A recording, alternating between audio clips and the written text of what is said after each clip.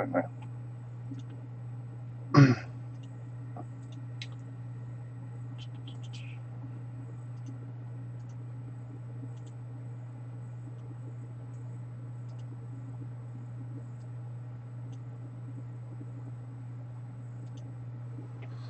Alrighty, we are live with another league of Jace Stompy. I have changed the deck around just a little bit, as you will notice. Some things that I kind of knew should happen and didn't happen originally were the 4 back to basics in this deck. I decided to go with 4 Chalice of the Void. Generally, we can avoid the 1-drop slot, so Chalice for 1, not exactly terrible. It's still hosting MTG. Alright. So we got 4 counter spells, 2 Jace Friend's Prodigy. We got 4 back to basics. We got 2 Jace Bellerin. We got 4 Ensnaring Bridge. We got 4 Jace Architect of Thought, 4 Jace the Mind Sculptor, 4 Force of Will, 2 Jace Unraveler of Secrets. Jace Unraveler of Secrets is a new addition to the deck. The main reason that it is there is because I found that there were quite a few matchups where they would put permanents on board that I could not answer or would have trouble answering. And so I decided to add Jace Unraveler of Secrets. You get the Scry 1 draw card, and then you also get the -2 return target creature to its owner's hand. And then -8, you get an emblem with whenever an opponent casts their first spell each turn, counter that spell. So combined with all these like back to basics and Jace Unraveler of Secrets, you can kind of restrict your opponent to cast how many spells they can cast, and be able to actually stop them. So it seems pretty good.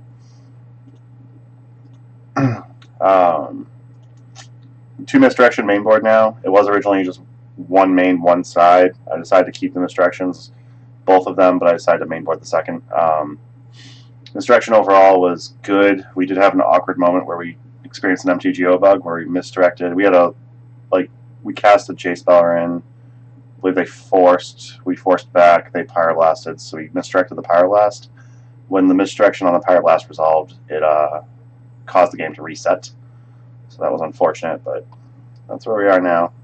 Still 10 islands, 6 blue fetches, and 4 ancient tombs, and 4 Chromox for our mana. Chromox and ancient tomb together can help us power out quick turn 1 plays like back to basics. Can help power out some of our higher cost chases early. So we got that going for us. And then sideboard, still semi-similar. Like I said, I dropped the misdirection from sideboard. I dropped all the Hydroblast. They were pretty awkward most of the time. And then with the Chalice of the Void, now we have Chalice of the Void, Hydroblast is even worse. But I still have 4 Tundras for the white splash. I got 4 Humilities, 4 Leyline of Sanctities. Having max on the white cards means there's more for us to pitch to Chromox without having to worry about not having anything to do with the mana that we can make. And then we have 3 Surgical Extraction, just like an early graveyard answer. Surgical Extraction is probably incorrect, but I wanted some type of graveyard hate that was easy to cast. And Surgical is what I decided to go with. Very likely could possibly be Rest in Peace, considering the fact we are on a white splash and whatnot. And Rest in Peace wouldn't hurt our Chalice of the Void, but I don't know. Rest in Peace is probably correct, actually, in hindsight, but we'll fix that today if that seems awkward. We're going to go ahead and fire up this first league match, though, and hopefully we have a good night tonight. My day yesterday did not start, my day Tuesday did not start great. Tuesday I was getting ready for work, went to throw on the light bulb, stuffed a bunch of stuff in the trash, and the light bulb sliced past my finger. So, yeah, got that. That's beautiful and delicious and lovely looking.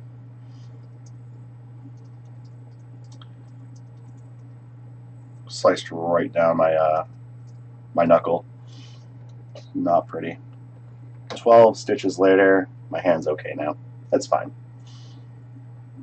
Waiting for our opponent to be loaded up.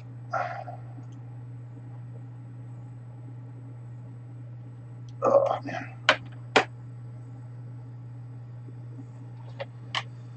Oh, God.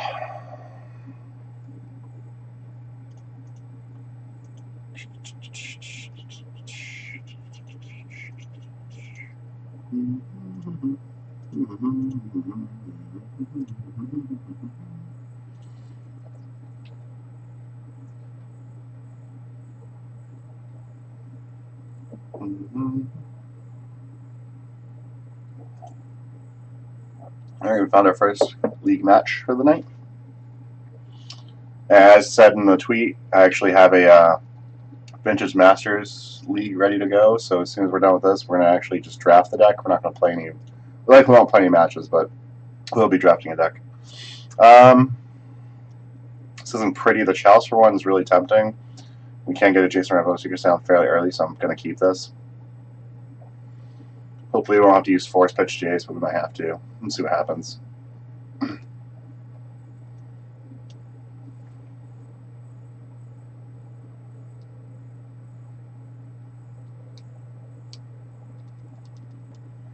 Alright. So we're going to start this off right. Go right for a Chalice for one. Hope my opponent just scoops.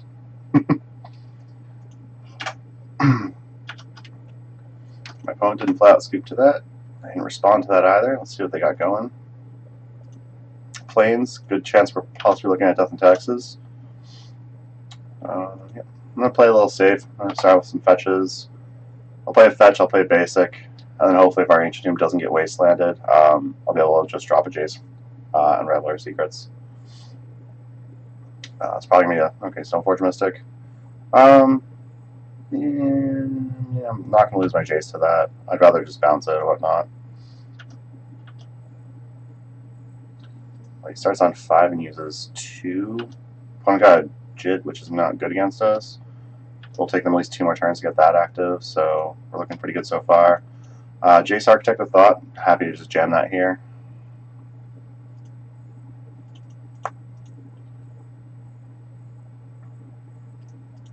Jace will do a very good job at like nerfing most of the team that my opponent has.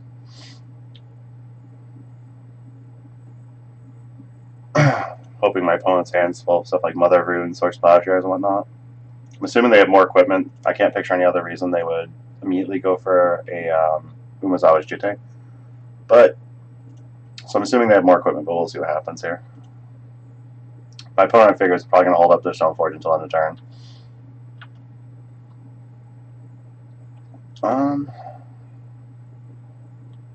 Yeah, I mean, I think we can just... We just jam this. We can bounce the Stoneforge Mystic.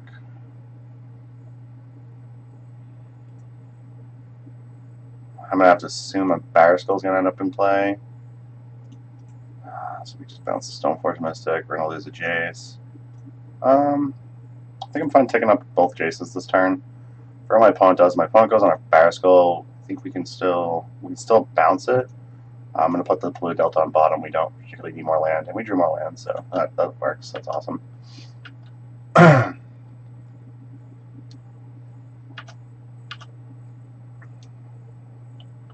Hoping they don't just jam like a Sword of Fire and Ice here, because that would be really unfortunate.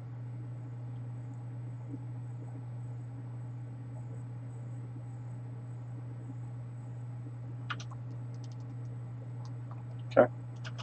So the good news is with this Barraskull, we can actually tick this up. This having been ticked up, it'll only attack for 3. Right? Yeah. It'll only attack for 3, and then this will be at... If it attacks this will be at 3 counters. We can still -2, bounce that, the Germ token, and then get some value there.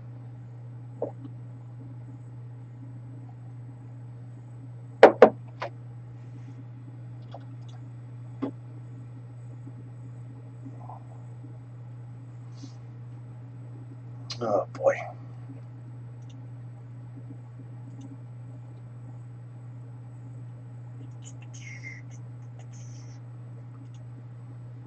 Okay. My opponent's trying to figure out what to attack with. I have to assume they'll at least attack with the Germ, but I'll always yield to that. So that's attacking on Reveler Secrets, which is fine. Yep, we'll have blockers because I don't have any creatures to block with. Okay. So we're gonna go ahead. We're gonna bounce the Germ. We are gonna play Jace the Mind Sculptor this turn.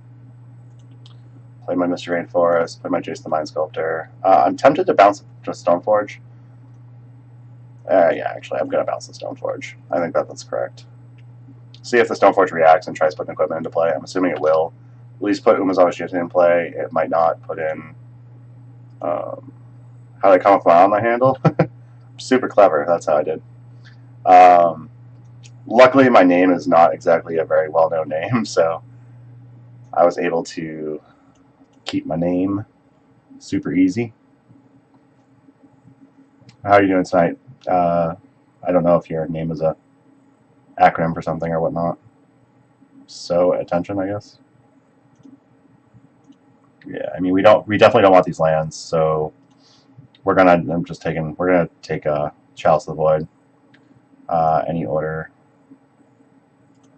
Oh, DJ, how's it going? I'm going to go ahead and fetch. I'm going to play another Chalice at 1. If they have a Flicker Wisp, I don't want to just lose my Chalice and have them be able to start casting like 1-drops. So I'm going to just play a redundant Chalice for 1. The Sword of 1,000 Truths. Yeah. Is that it?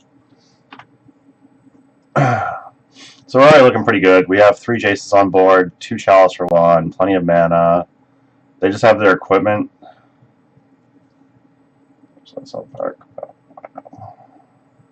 Yeah, I didn't particularly ever watch South Park for a long time. South Park's like okay, it just got, for me it got really crappy really quickly, unfortunately. Alright, so they're gonna play Flicker Wisp. I'm assuming they're gonna reset one of these chalices. They might reset the Batterskull. Yeah, they reset the Batterskull.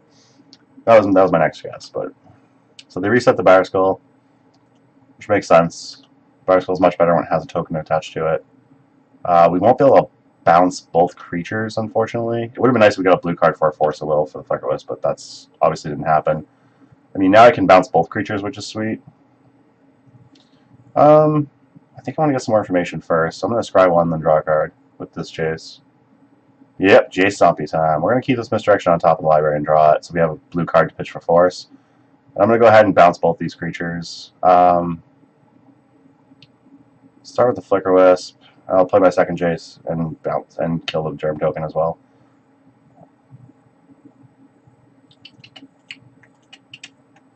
We are taking a lot of damage, so I do need to start being really careful. Choosing which one to keep, so I'm going to keep the one with 3 counters that has not been activated this turn. Bounce that one. Definitely just going to keep chicking this Jace up. I'll probably take it down again next turn. Could almost hardcast a Force. That'd be nice. If anyone's curious about the deck list, you just type exclamation point deck list, and that'll bring up the deck list that I'm currently on. Alright, so we know they have Flicker Wisp in hand at the very least. We will, like, if they try to play the Flicker Wisp, we're definitely going to force pitch Misdirection because we don't want the Batterskull to get reset again. If they want a Ghost Chorus, it's probably fine. We have 10 basics in the deck in total. We've only got 4 in play, so we've got plenty of things to dig out. Phyrexian Revoker. So they can't also play a Flicker Wisp, but they can equip the Phyrexian Revoker this turn, which means I can't target it. So I'm definitely going to have to Force Will that. I don't particularly want them to shut down a Jace either, obviously. So yeah, we're going to do that. This might be another Phyrexian Revoker. If it is, it's going to be unfortunate, but Stoneforge Mystic's not really a big deal. Not too worried about that. And yeah, my opponent failed to find. We know they have Umezawa Shite in hand. Snaring Bridge is great. It's going to keep their creatures from attacking, which is awesome. They can do like shenanigans where they use like Flicker Wisp to exile this until end of turn, and then like equip a creature, attack. So right now, I think I'm going to just be zeroing this Jace. I'm going to try and get some cards in hand to make sure that I can interact with things in the stack. They don't. Well, the Rattler Secret's nice. I want to put these back like this. So I'm going to tick this up. I'm going to bottom the island, and then I'm going to draw the Unraveler Secrets. I guess keeping Stoneforge from attacking would be nice as well. Yeah. Still kind of learning this deck, so you have to forgive me if I make some really weird plays. It's not a very normal deck to play, so. So as it stands right now, we have Ensnaring Bridge in play. They can, if they have a 5th land, they can play a Flicker Wisp, exile the Ensnaring Bridge, and equip the Sword of Fire and Ice, which would not be great for us. If they don't have another land, they won't be able to do that. So we'll still be in good shape. Yeah, they're just going to equip that. Stoneforge having protection is definitely a problem for us. We're going to have to keep our hand very empty. Another Ensnaring Bridge is great. That means they have to be able to Flicker Wisp 2, which is awesome. This point, I'm going to... Okay, my opponent scooped to that.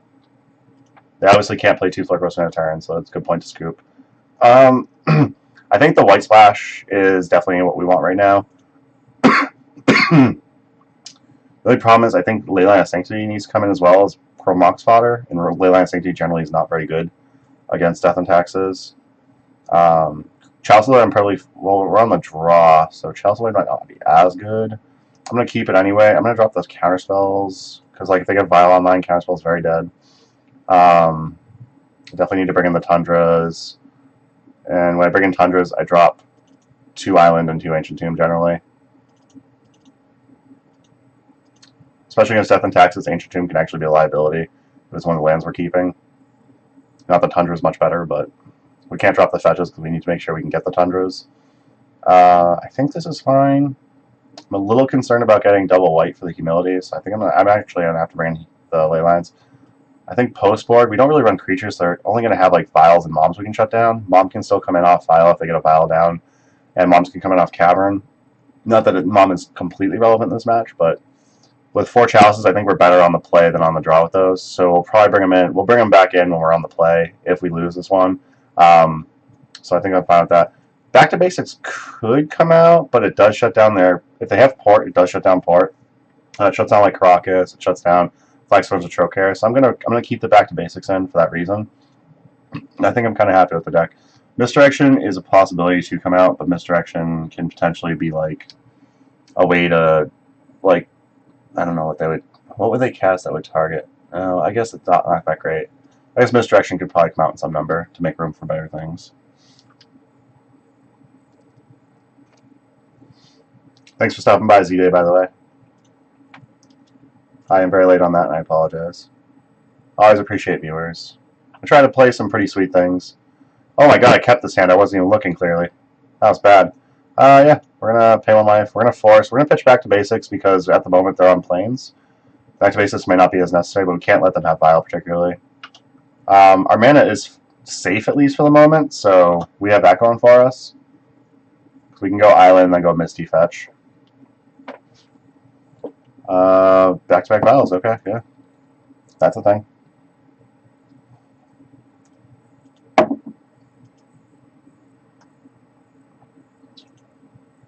Okay. This is a little bit of a slower hand. The Chrome Mox would have been nice. I'm happy to have drawn that last land, but if I draw any more lands, I'm not going to particularly be happy to see them. I do want to try... I would love to hold up a fetch for a Tundra. Alright, so my opponent doesn't actually have the ability to cast anything else. So, we can't cast on Rebel Secrets next, so I'm not going to use this Chrome Mox yet. I'm going to have to fetch out a Tundra and fetch out an Island. I have a second Tundra in hand, which is fine. We're going to just get a...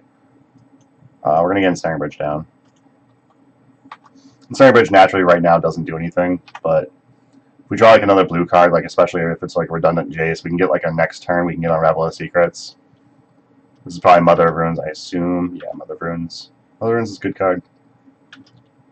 I wonder if I want some number of like Cyclonic Rift or something on this deck. Alright, so my opponent found their second land as well, so they could easily have Athalia. They also have Vial that they can put Athalia off. Alright, so redundant Chrome Mox is not great. I think I'm gonna pitch the Jace Bellerin. I don't want to particularly draw them cards, so I'm just gonna pitch this Jace Bellerin and play Jason Rebel of Secrets and start drawing some cards. I'm gonna hope that they don't have any way to really punish me for doing this play. Short of end of turn, I mean they can't really. Yeah, there's nothing. I don't think there's anything they can do to really punish me for this play. Misdirection we do not want. Back to Basics is fine. It's not great, but could just pitch Chrome Mox. My opponent plays like non-basic land and taps out for something next turn. We might jam it Back to Basics. I don't think it's going to particularly be relevant, but it could be something. So they're just violating a Stoneforge. Assume they're going to get sort of Fire and Ice because it's definitely the best equipment against us at the moment. Sure enough, they did get sort of Fire and Ice. I wish I could have countered this Vial. Because they missed a land drop earlier. So Vial's going up to 3. Chances are they have Flicker Wisp. They might have Mirror Crusader. Mirror Crusader obviously would not be great if they can get a Sword of Fire and Ice on it. Another Island's not great. So I think here, I don't know if we jam back to basics. I think we're going to, let's get some more information here. Like, the Stoneforge is going to be able to put in the sword either way. So I don't think that I just want to do that. Architect of Thought's pretty good. I'm going to play Architect of Thought. I'm going to tick them up, and then I'm going to play Chrome Mox and exile the Back to Basics. Like I said, I don't think Back to Basics is particularly good here, but having Chrome Mox with it as another blue source would be great. Again, it further protects us from stuff like Port, which means we can play around Thalias a little better and stuff like that. Back to Basics, when we have 2 Tundras and we want to get a Humility in play, not that great. We don't particularly want that. Yeah, Sword of Fire and Ice comes in. They can't attack at the moment. They might have Flicker Wisp here. If they have Flicker Wisp here, they're gonna punch us. Luckily, if they punch us, they can't kill a Jace. If they punch a Jace, they can kill the Jace Architect. No, they can't, because his triggered ability will still nerf it, so... They have to have, like, running Flicker Wisp to actually get anything going here. Hey, what's up, Aaron? How you doing? Trying out my Jace Stompy list again. We're up a game against Death and Taxes. It's not looking great at the moment, but... their Flicker Wisp can't kill anything, so that's good. And we'll get our Ensnaring Bridge back, so as long as they're not running Flicker Wisp, we're doing okay right now. Vile is definitely a problem. I think the 3 circles in the sideboard should probably just be Sorceress Spyglass, honestly. I mean, you can attack with Stoneforge, that's fine. Go for it, bro. Jace did tick up, so... Attacking with Stoneforge is not going to do what you think it's going to do. Yeah, it's cool. Attacking with Stoneforge, that's fine. Stoneforge attacks for 0. What up? Who did they attack? They attacked... So I'm getting attacked with Flicker Wisp. So I'm going to take 4. Chances are one of my Jaces will take 3. I'm going to assume one of my Jaces is taking 2 or whatever, but we'll see what happens. I don't know why it says apply your damage reducing. It's not like I can like use these as shields. I don't know if my opponent will just try and get aggressive and just target me with the Sword of Fire and Ice, or if they're going to try and nerf one of my Jaces. Redirected, yeah. I figured it would be redirected, but I wasn't sure on that. What is this? -2 ability? So yeah, we can still use this Jace ability too if we want to get more cards next turn. This is pretty good though. Getting our Ensnaring Bridge back is very good. Delta's not great. I'm going to tick up this Jace real quick. See what we got here. Island, that's on bottom. Says bye. Another Jason Rattler Secret's not what we want to see particularly. What does this need? This needs 8 to ultimate. See, I want to play this one, but... So let's see. So if they don't have another Flicker Wisp, they have another Flicker Wisp, they can exile this. They can punch one of my Jaces to death. They can punch one of my Jaces. They can punch this Jace to death, not this one. These can attack, but they can't deal damage at the moment. I think we're fine holding this Unraveler Secrets. Like, it really takes them to have Flicker Wisp to really be able to attack me anyway, so I'm actually fine with that. If we can ultimate this Jace and then cast this Jace, like, we're in pretty good shape. Yeah, this is probably going to be another Flicker Wisp just to punish me, right? Yeah, it's another Flicker Wisp. Alright. They still... So they can kill a Jace if they want, which is fine. They might kill the... They might hit this just to keep it from ultimate, but if that's the case, then I think that's actually kind of a victory anyway. And we're definitely not dead to an attack, right? That's 2, 4, 5, 6. So we take 6 if they shoot us with sword. So we'd go to 7, right? So 4, 5, 6, 7, 8. Wait, 4, 5, 6, 7, 8. So if they do it all to us, we'll be at 5. And they need to draw like running Flicker Wisp to actually keep it going still. So I'd love to draw another Ensnaring Bridge. That's my ideal draw at the moment. Alright, what are they attacking? So I'm being attacked by this Flicker Wisp. That Flicker Wisp is directly... So the Jace Architect of Thought's definitely dead here. Which is not ideal, but it's not terrible either.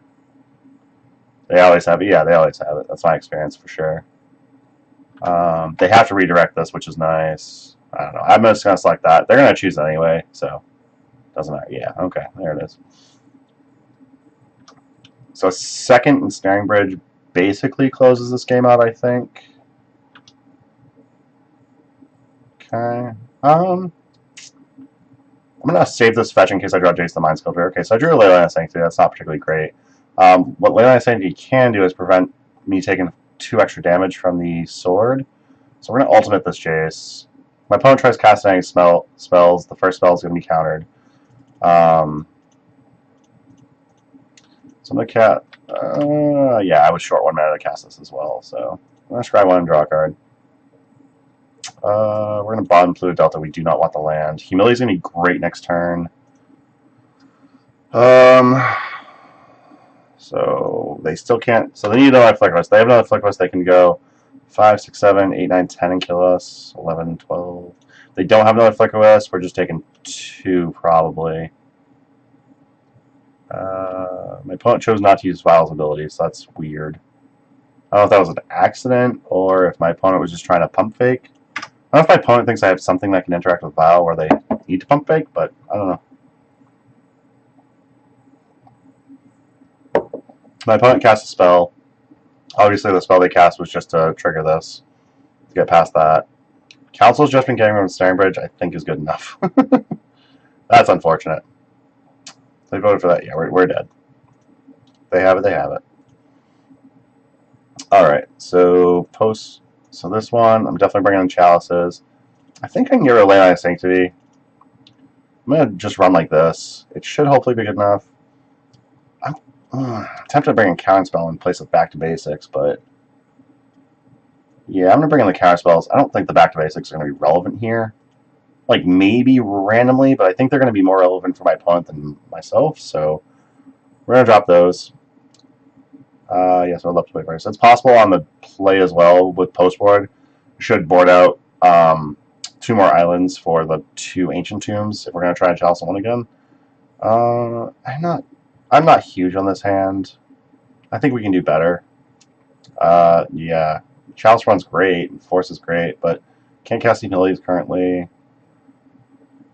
I'm going to keep it. We're going to bottom that Ensnaring Bridge. So we need to draw an island. If we draw an island, we're in an okay shape. Chalice at least shuts them down for 1 or 2 turns. Counterspell is way better than Misdirection. That's a good point, DJ. I keep forgetting Misdirection's in the damn deck. So Chalice Run will shut down any turn 1 place they have, which is great.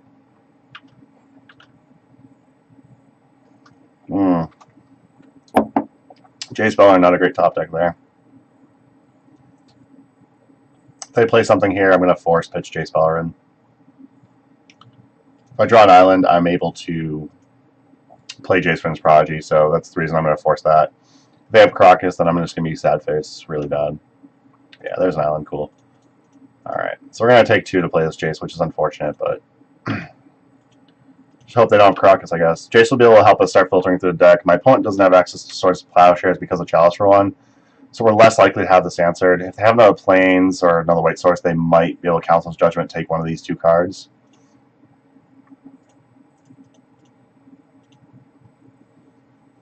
I don't think I need to chat up. Let's open up the screen a little bit.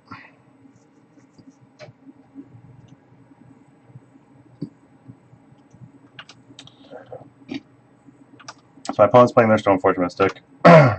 One thing to note is Humility does get a little awkward post-board if they can get a Power Skull in play. Sort of Fire Ice to build the card zone. Okay, that's fine. Yeah, we're going to get some more information before we make a play here. I'm going to have to discard a Humility. I'm going to put this Misty into play. We're going to hope we can draw another white source so we can just jam a Humility next turn. We can get another fetch land or whatnot. We can jam a Humility, which is fine. If we draw like a white card, Flute with Jace, yeah, that's not enough either. My opponent have Ghost Quarter is perfectly fine with me. They can Ghost Quarter me all they want. They Ghost Quarter my fetch land, it makes me a little sad, but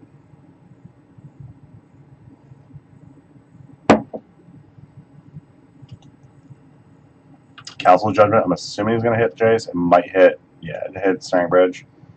That's fine. Keeps their Stoneforge off a turn, which is okay with me.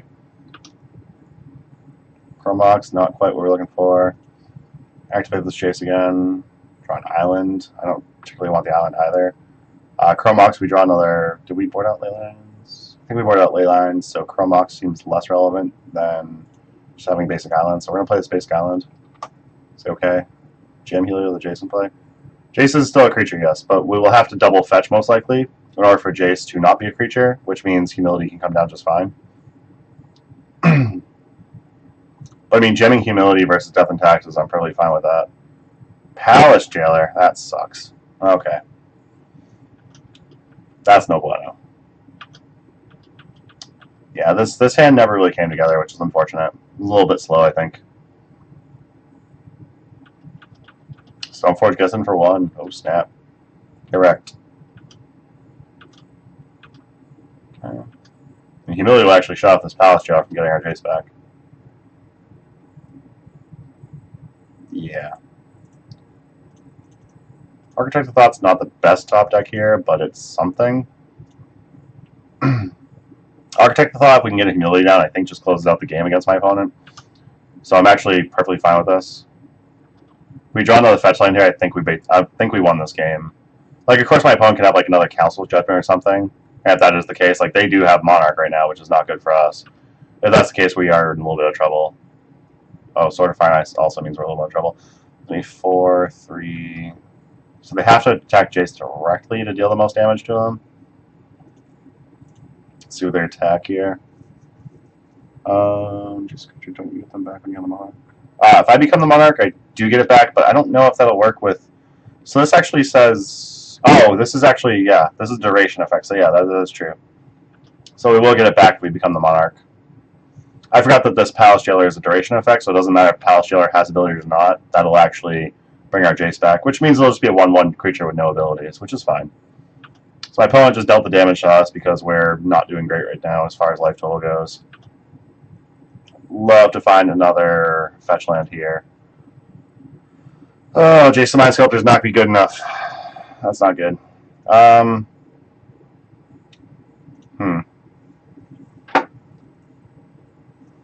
Yeah, we need another fetch land there badly. We need a white source real bad. So I can't Jace bounce that.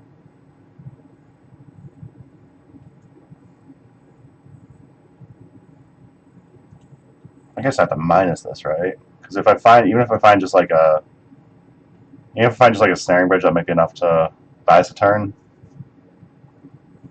See what my opponent gives us.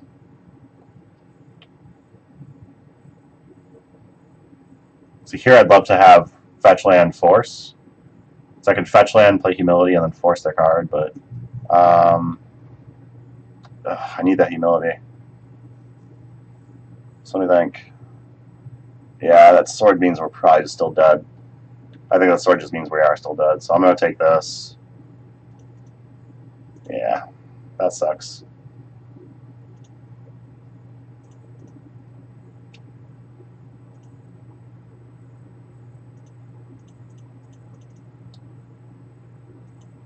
Well, see how dumb my opponent is. Let's see how dumb MTGO is. Did MTGO take away the triggers and stuff? No? Okay, yeah, we're still dead. Okay. That's unfortunate. So it was a pretty weak draw. It happens. Variance on my side, usually. That would be expected.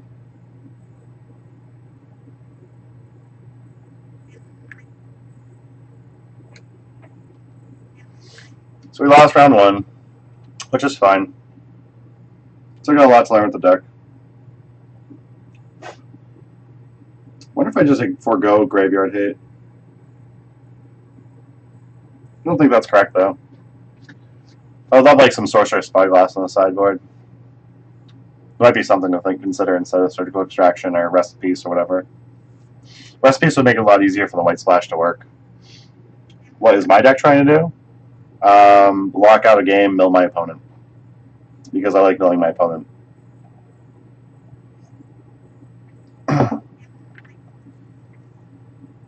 Okay, so my first opponent did not join the match. So we're against my second opponent that I just got. Awesome for the win.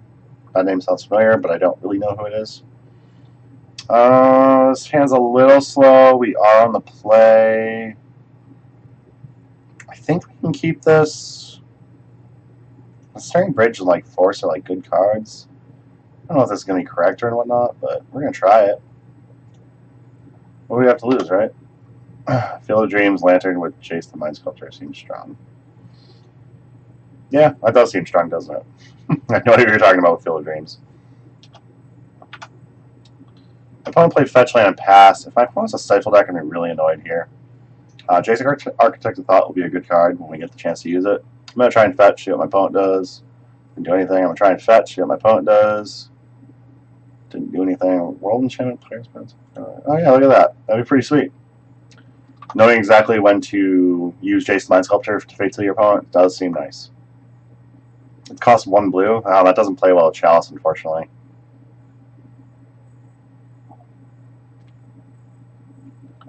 If it played well with Chalice, I could run it, but no good, man.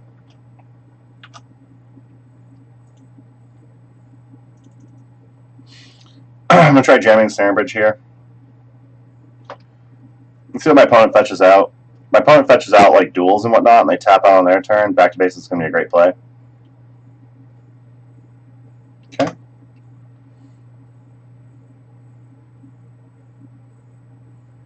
Come on, fetch the duels. Switch the Chalices for 3 balls. 3 balls could be okay, but I am still running Force of Will, so I don't know if I particularly want those. So far, my opponent fetched 1 duel. It looks like they're going to go for another duel. My guess would be they go for 2 duels. Back to base is going to be a real strong card, especially if they tap out on their turn.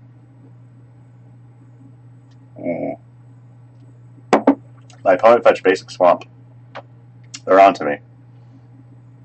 Hymn to Torok. I think I'll be choosing the cards I pitched. Thank you very much. Yeah, actually, we're going to misdirect that pitching counterspell. We're going to make them target themselves with that if we can resolve this. If they counter this, I'm actually willing to pitch Force, use Force pitch Jace to counter whatever they try to counter it with. So they're Force of Willing back, which actually makes this even more spicy. So we resolve this, they're going to be down to 3 cards in hand, and we'll be jamming it back to basics. So that's going to be the target for your Hymn to Torok. That'll be you. So you're going to discard 2 cards at random. Sorry. Brainstorm Tox Deluge was what they discarded, which is sweet. Another island, not great, but we'll just jam it back to basics here and call it a day, I guess. So my opponent has a tapped Underground Sea.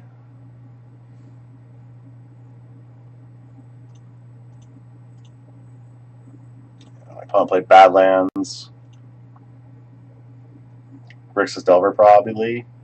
The Toxic Deluge makes me think not Grixis Delver.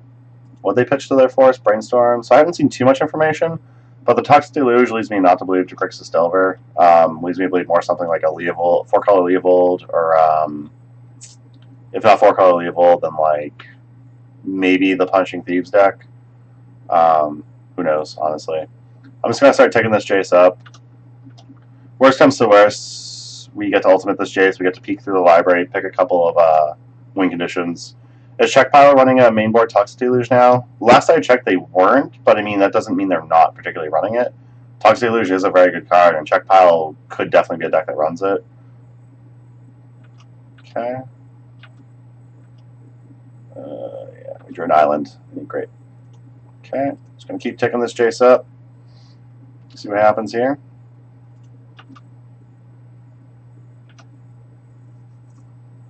I think Toxic Deluge is a card Checkpile runs. I just don't know if it's main board, is kind of my thought process. But the card certainly does make sense main board. My opponent clearly hasn't drawn anything that makes them want to tap down. Either that or my opponent's drawing stuff like Counter Magic and whatnot, or either Counter Magic or discard. We haven't kept cards in hand, so throw Legacy Train Road and ground, play whatever false deck. My opponent's been drawing discard, we haven't had cards in hand, so that's why they're holding cards. My opponent's been drawing Counter Magic, we haven't cast any spells since this Jace. That's why they're holding the Counter Magic. Or it could just be they haven't drawn anything that makes them want to tap out under Back to Basics. The good thing about check pile these days is they're not particularly running Abrupt Decay's main board, or as many main board as they were. So back to Basics is a fairly safe card. The Ensnaring Bridge is still a little shaky because Kolaghan's Command is a very good card. The deck looks close enough check pile. I'm assuming the Deluge is unique to this player. Yeah, I mean, that's fair. And Lightning Bolt leads me to believe that that would still be check pile as well. I'm assuming we're going to get Lightning Bolted again or K-Commanded for this Jace, or Snap Bolt. Okay. So my opponent's going to tap down fully to get this Jace Architect off board, which is really unfortunate for us, but if they're going to use Bolt, Snap Bolt on one Jace, I'm perfectly fine with that. We have another, like, 12 Jaces in the deck, so I don't care. I believe I pitched a redundant Jace Architect of Thought to a Force of Will. Yeah, I'm going to believe that this is check pile now. I'm seeing Snap Bolt.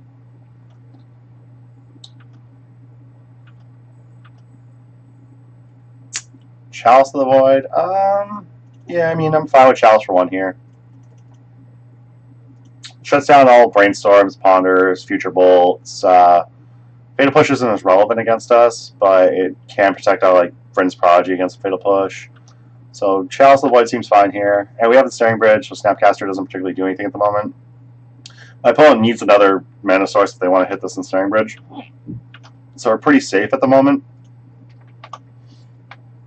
Dream Misty, we're just going to play it and pass.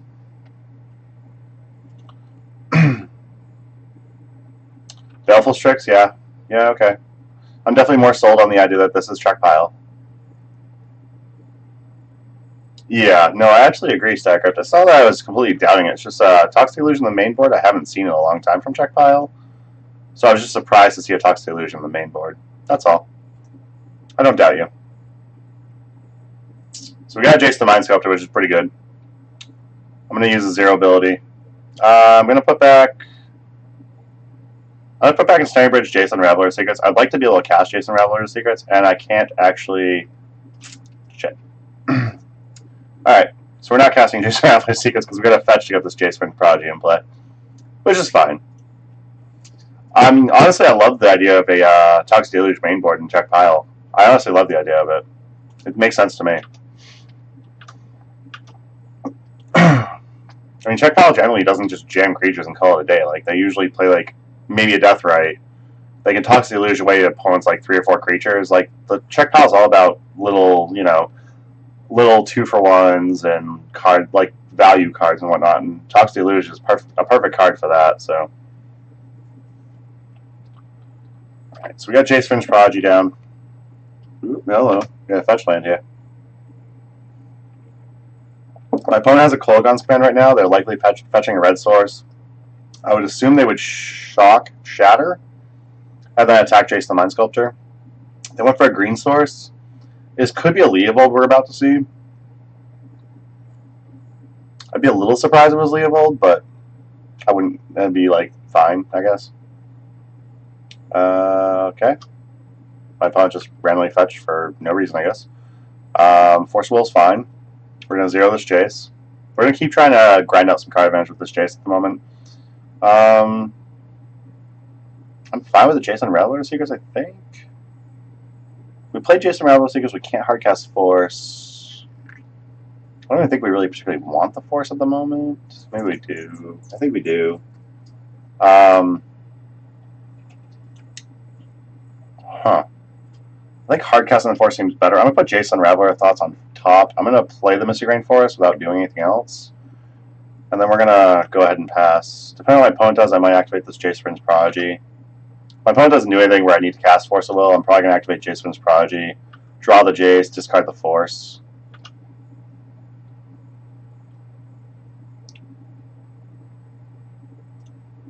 So they have Abrupt Decay for my Back to Basics, which is not particularly great because they're going to get to untap with all their mana. I can't do anything about the Abrupt Decay because I unfortunately don't have a Misdirection at the moment. I did discard one earlier.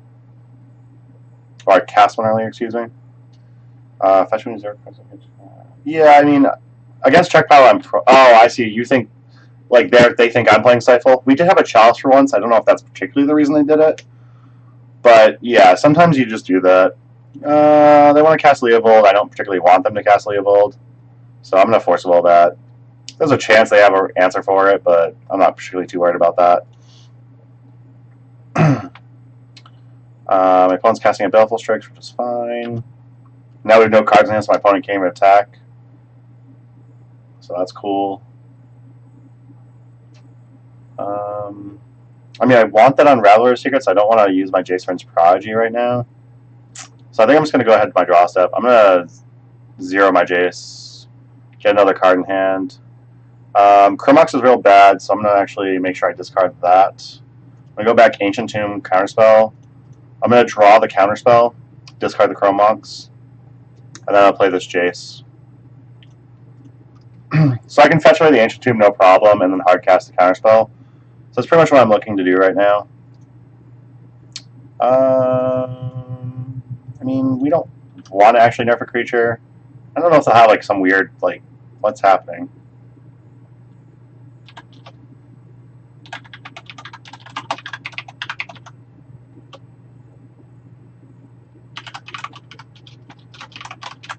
My opponent asked me what's happening. I said hopefully winning Jace Stompy. Let's see. Let me think. I know that my next card is Ancient Tomb, so I'm going to fetch right now. I'm going to use this Jace ability. Bottom that fetch land, draw another Jace. Ooh, we just opened up for their creatures to attack. No! I'm stupid. No! I should have targeted something with this Jace. Oh no, please cast a spell first. If my opponent casts a spell and I can counter spell, keep him down to just Baleful Strixes that can attack. Oh no, why did we draw a card? I will say I am not the best player. I don't always think things through. We're going to lose Jace the Mind Sculptor here, unfortunately. Yeah. Snapcaster Mage would have been a great target for my +1. I don't know why I was worried about them having something. It's probably not really a thing, so. That was definitely a mistake. Sometimes you learn from your mistakes, sometimes you don't. I will hopefully learn from this mistake. Oh, no!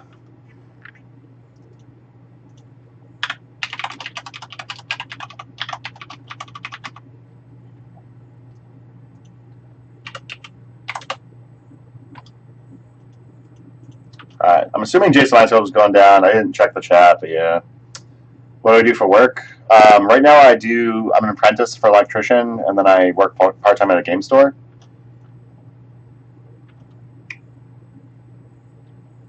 Basically, I don't play Magic for a living, which is probably a good thing, because I would not make much money at it. We're going to go ahead and nerf this Snapcaster Mage, in case I do something stupid again.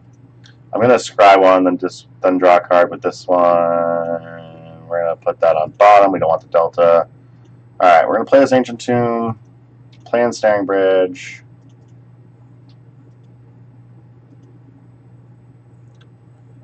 Yeah, I'm looking forward to electrical work. It'll be great. The only problem is I'm really clumsy, so the other day it's really funny because I'm apprenticing for an electrician. You do end up having to get licensed, yes. I'm an apprentice for electrician, and the other day I threw a light bulb and this happened. I threw a light bulb in the trash, and then went to throw out more stuff in that trash, and I slid my hand right past the light bulb, and ended up like scratching my hand up pretty bad. So that wasn't good. I mean, again, I don't want to. Their Baleful Strix can attack. I don't like that. Yeah, teach me how to weld instead. That's a great idea, Aaron. That sounds great. Clumsy Electrician is not a...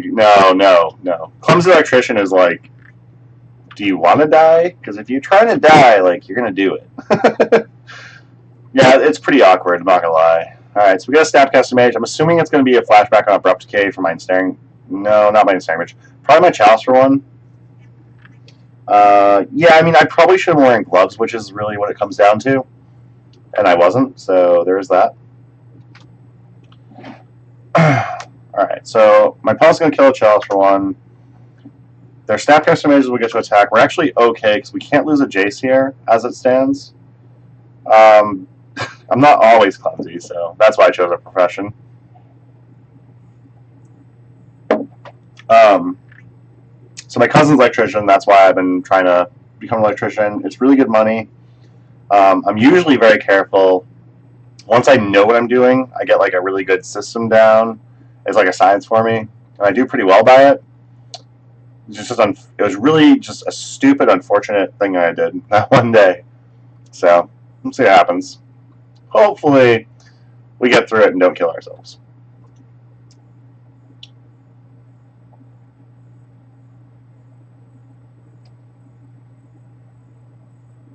Yeah, it was a pretty gross moment. It gushed blood at first. I ran under a bunch of cold water. That kind of slowed the bleeding down a little bit and washed away a lot of blood. So it went okay. I went straight to the ER. Got 12 stitches. So we're good now. All right. So we get to play Jace Architect of Thought here, which means we can nerf the team. I left up mana for Force of Will. I can also Force Pitch. So I'm going to Force Pitch so we can turn our Insane Bridge back on. So this will actually shut down all their attacks. Plus, with Jace Architect of Thought, when they do attack, we nerf everything. My opponent's fetching in response to that. I'm not sure what that means. It could mean they're going to bolt the... No, it doesn't mean they're going to bolt the Jace Telepath Unbound. That's weird. Okay. So we're just going to go ahead and... So they can't attack or anything. We're going to go ahead and scry one and draw a card. Jace Bowen, I'm okay with. I will cast that. I'm going to go ahead and cast that. I will take it. My opponent sent me a message. We'll play a land. My opponent said, I'm not sure what's happening, but this is great, so...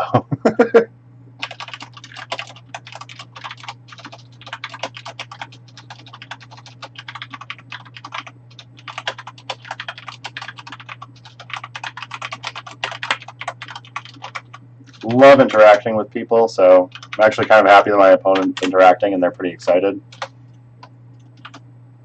Makes it a little more like paper magic, where you get to interact with your opponent, which oftentimes you don't get to do online, so I really enjoy it. Oh geez, I'm gonna butcher this. Zentrix JV, thank you for following me. And if I did not butcher that, then awesome. My opponent's Snapcaster Mage is a -1/-1. I wonder if there's a weird MTGO bug that'll tick up like the. No, it didn't tick up the loyalty. Okay. I was gonna say that'd be an interesting MTGO bug if you get a negative power creature and it ticks up like loyalty or life or whatever. That'd be kind of funny. All right, so we're gonna keep ticking up this Jace. I do hate everyone. Yes, that's fair. No, I don't hate everyone. Remember, DJ, I don't hate everyone. I just hate. It's not everyone. It's just hate. So I do love that my opponent decided to attack with a Snapcaster Mage. I couldn't actually attack couldn't actually attack originally. So I'm gonna go ahead and cast this Chrome Mox, not imprinting anything. I want to save this counterspell. So we can counter if they have something relevant. I don't know if they will, but we'll see what happens.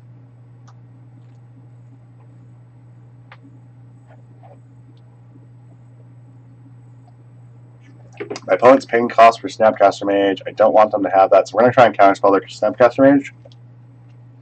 And it worked. I assume they would probably just snap Brainstorm there, but...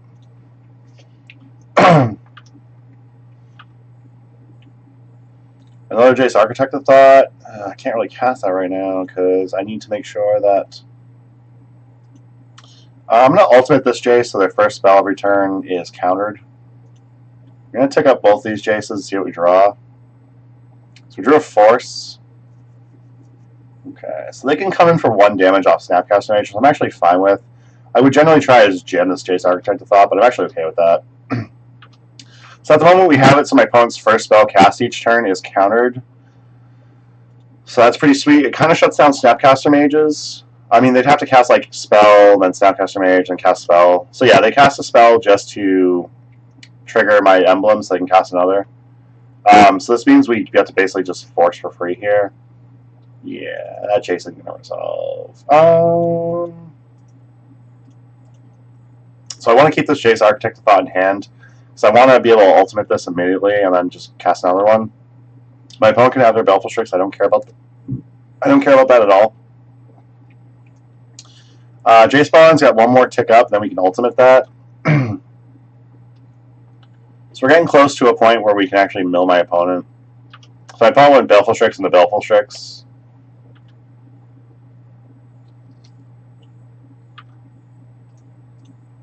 So we're going to always yield to my triggers on Jace, which is cool. My opponent's creatures deal nothing. Yeah. Back to basics seems good here. So we're going to do that. We're going to, each player draws a card. We're going to make my opponent's creatures worse. We're going to make my opponent's stat custom mage worse. We're going to play Ancient Tomb. And we're going to pass. So my opponent has something good where it might be in trouble. I appreciate my opponent attacking just to send a message.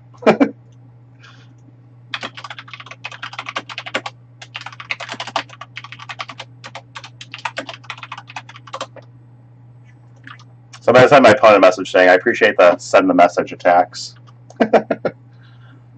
Chalice of Light seems okay. Let's see. This is 8, right? Alright, so we're gonna start that. We're gonna search my opponent's library for a card.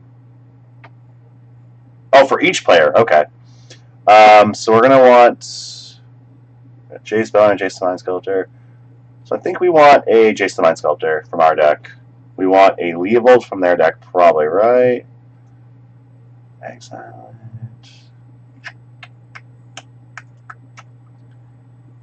We want Lily on Last Hope from their deck, I think.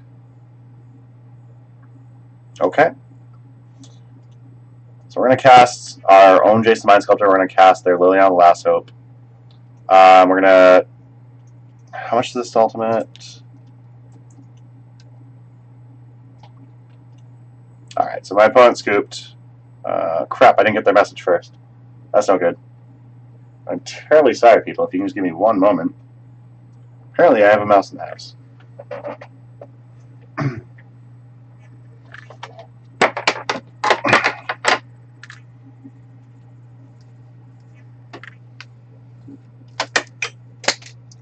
Apparently, I missed it. Damn it. That sucked. Okay, my cat is a useless piece of turd, is what that amounts to. Apologize for the interruption.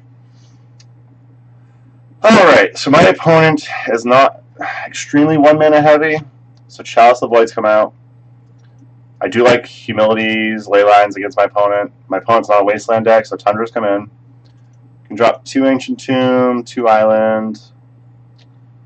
I don't know if it's Staring Bridge is really great here, so that's going to be a possible cut. Yeah, that's horrible. Let's kill that little bastard. Let's see. I don't know what I want to do against my opponent. Misdirection seems really good for cards like Hint of Torok, Abrupt Decay, etc. So I think I'm going to cut a Force of Will. I'll cut 2 Force of Wills. Opponent's Kolaghan Span, so I'm going to cut a Ensnaring Bridge. They're not also not really particularly a creature deck. So we're going to cut Ensnaring Bridge, and Architect of Thought doesn't do a whole lot versus most of their creatures, so we're going to cut an Architect of Thought.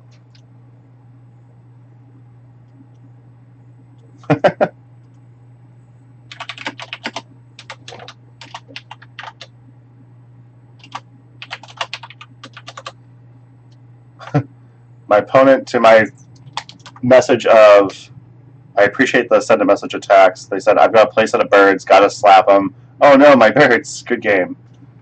So we're going to start with Leyline in play, which is great. We can play a land, have Chrome Mox to pitch something if we need to cast something, so we're going to go ahead and keep this. This hand's actually pretty good. Leyline is generally going to be a card they're not going to be able to work around. Chances are post-board they still have Him to Torok, especially on the play. They probably have some number of Thoughtseize, and then their Jace the Mind Sculptor is a win condition for them. So Leyline's going to be pretty good against them. I'm going to hold up on fetching, because we can land a Humility or something. We're going to want to be able to fetch out Tundras, and we can't cast anything this turn yet anyway. It's going to take another turn, so we're going to see where this goes for us.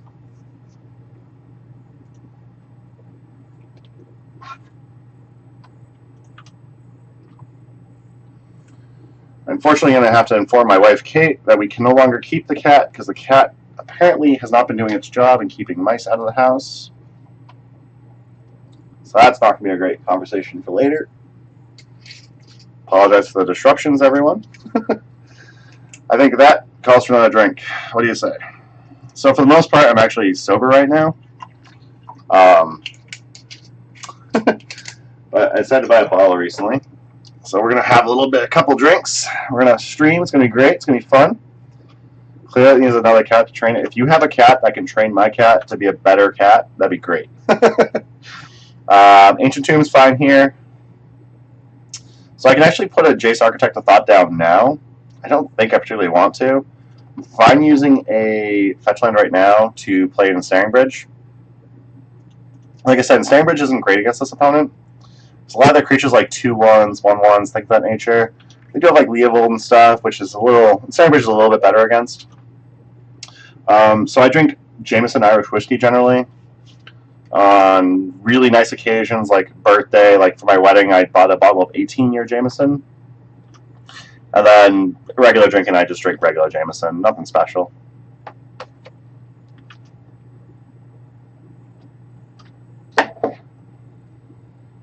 Cheers, everyone. Ah, Brad, a man of good taste. Sylvan Library is a very good card. It's a card we do not answer. I actually misread Jason Reveler Secrets and I added to the deck. And it says return target creature to its owner's hand, not target non-land permanent, which I thought it originally said. So that's something I'm going to have to look at next time I build this deck. I'm definitely thinking some number of Cyclonic Rift will be good. Hell, even Boomerang might be fine. Who knows?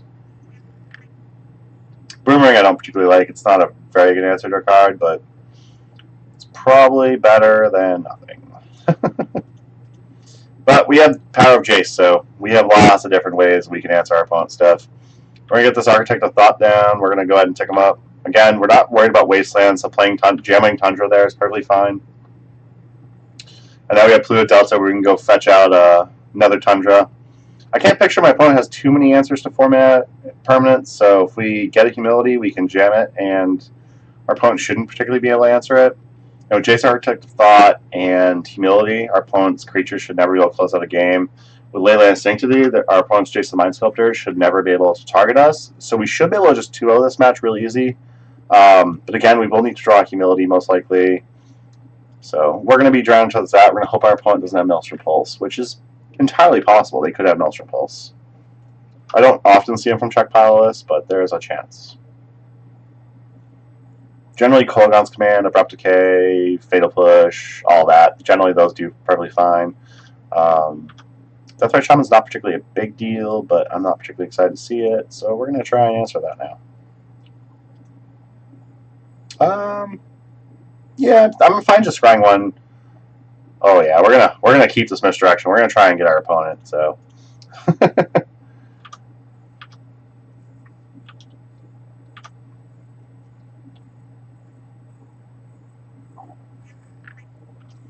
The Sylvan Library is going to definitely be a problem, though. They could bury us in card advantage. We're not particularly... It looks like they've drawn extra cards already. We're not particularly a deck that puts on any type of damage pressure, so chances are our opponent's going to be able to just draw cards freely with that. That's obviously not great for us, but we can hopefully make it through.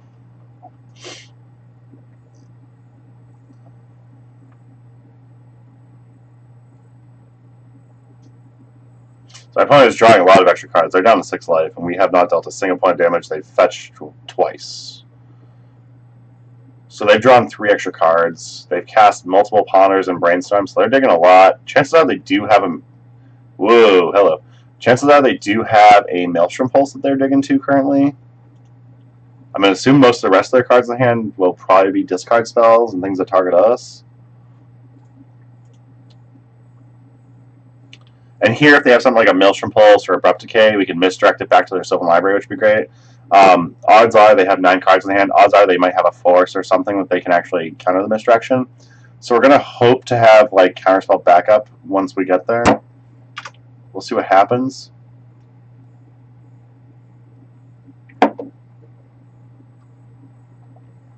Oh.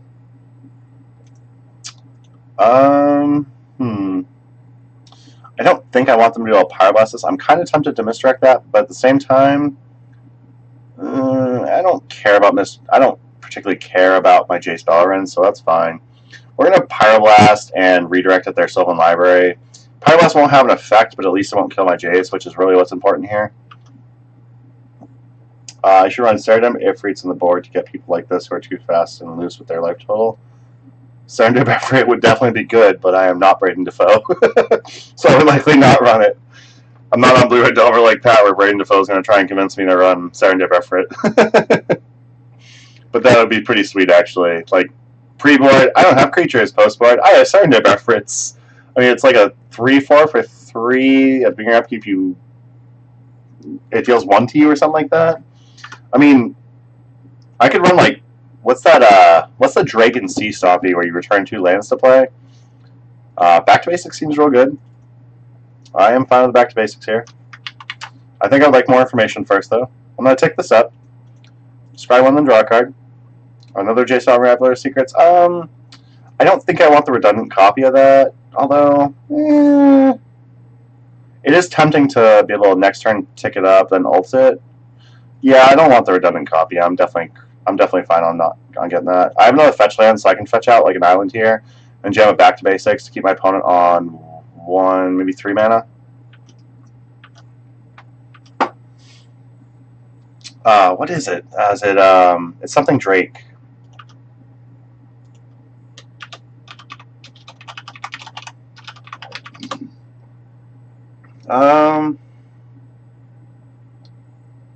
Nope, not something Drake, because it's not there.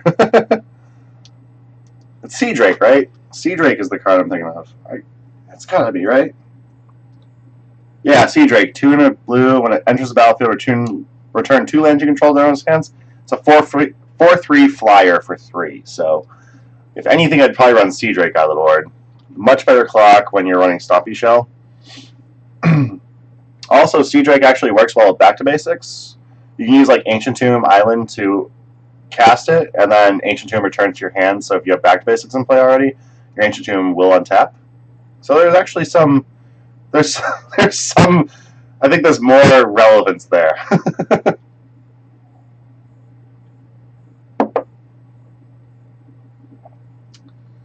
Alright, my opponent's casting Brainstorm. My opponent has seen a lot of cards. My opponent drew another card with Sylvan Library, right? They were at 6, now they're at 2.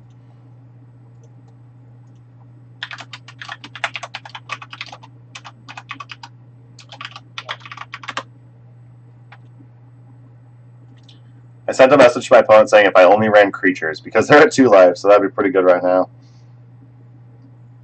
Yeah, Sea Drake would help itself get around Bridge, that's for sure.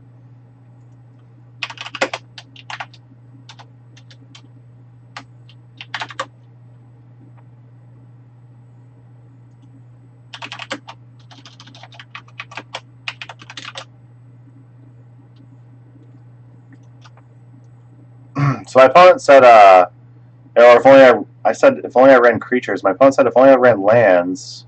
Then said or Red Elemental Blast over Pyroblast. Then said good game, sir. I don't know if my opponent's scooping or if they're trying to cast something. I'm not sure. We'll see what happens here. Oh, my opponent cast Toxic Deluge for 2 life. Okay. So my opponent did the Sebuku. So we're 1-1 in this league so far. So the Stompy deck gets there so far. It's fun so far. I think Back to Basics and Chalice Blade are correct.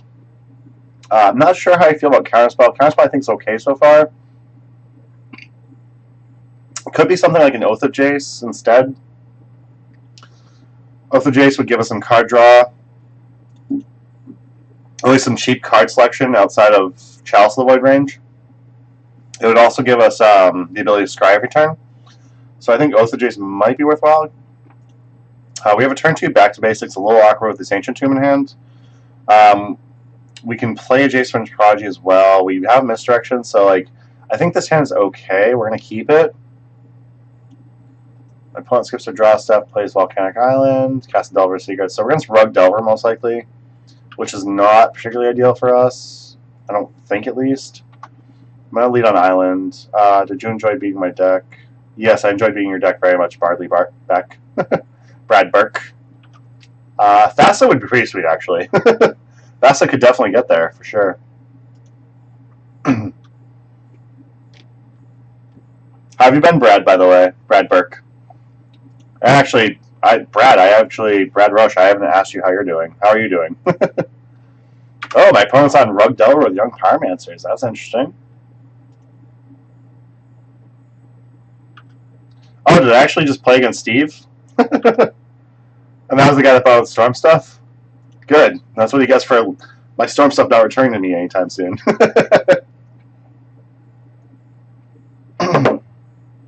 Been a long time. How you been, Brad? My opponent's probing me probably like, what the hell is going on here?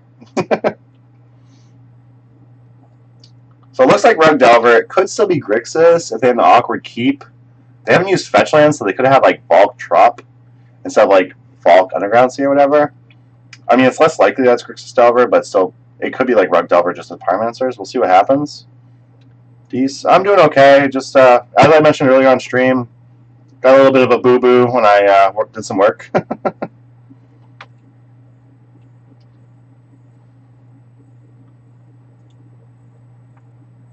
Oh, how's it going, John Orr? Yeah. Yeah, I mean, watching me play is just awkward in general, really.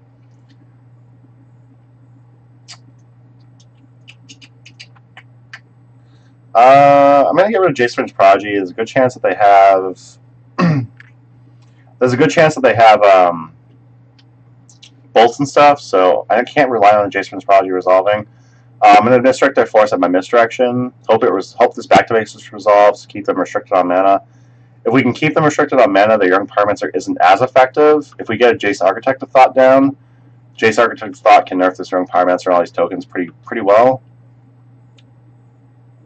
Delver Secret's maybe a little of a problem. If we can get Jace the Mind Sculptor down, we can bounce it. It's not pretty, but it's something. Hey, have a great weekend, John Orr. Good luck. Make sure you get some rest before you leave. Leaving at 5 a.m. is got to be miserable, so. Wasteland on my land that can't untap anyways is kind of a waste, but it works for them, that's fine. We are taking a lot of damage this turn, so this is gonna be a little bit of a rough game. We're gonna take some climbing back for sure. Ensnaring Bridge will be very good if we get the chance to cast it. I'm hoping my opponent will cast a spell into our counter spell.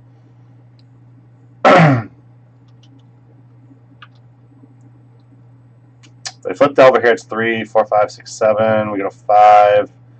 We can jam and resolve Ensnaring Bridge next turn. We're doing okay. These tokens are definitely still going to be a problem, though.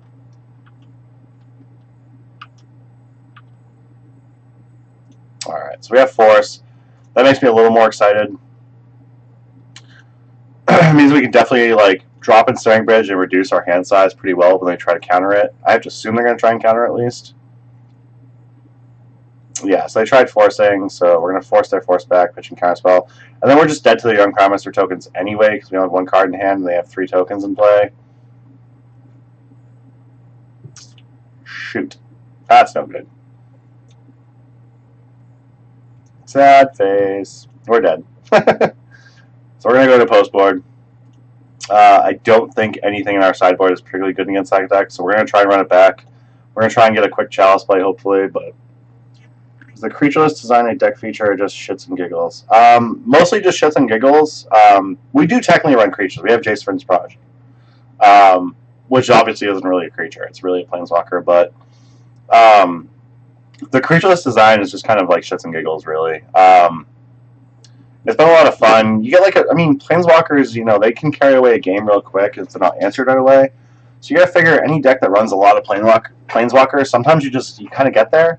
Planeswalkers naturally are not the cheapest spells, so you need to power them out, hence the Chrome Moxes, Ancient Tombs, and whatnot.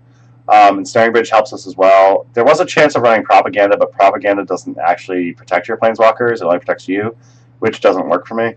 And honestly, with all the Jaces we have, and all the card selection that they give us, and all the card advantage they give us, Ensnaring Bridge hasn't been an issue whatsoever, really. There was one awkward game against Czech Pile, actually, where we didn't bother targeting Snapcaster Mage because we have Ensnaring Bridge, and then I used Jace, I think, Unraveler Secrets to scry one, draw a card, which put us at 2 cards in hand, which was a little awkward because it meant opponent's Snapcaster Mages could attack. So there's definitely a learning curve here. Ugh, this hand does not look good. No fast mana. Like, we have a Jace on 4, but that's kind of slow against this deck. I'm gonna mulligan this. Ugh, that's even worse. No, don't do it, deck. No. Okay, whatever. We're gonna try this.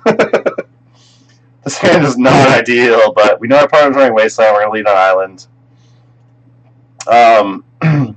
So yeah, a lot of the deck is just basically like value from the Planeswalkers. We're running off cards where we can just kind of like do our own thing pretty much, which is fine. Alright. We are going to go ahead and gens the Snaring Bridge. If our opponent flips Delver here and they can't counter in Snaring Bridge, they can't attack, which will be nice. My opponent has counter magic. We're going to be a sad face. Oh no, my opponent's taking time. They have counter magic. No, don't do it. Don't do it. Alright, they pitched for it. They pitched Brainstorm at least, so that's cool. Hopefully their Delver doesn't flip here. Next turn we're likely just trying to resolve this Jace Friend's Prodigy. It'll probably eat a Bolt real bad, but we'll see what happens.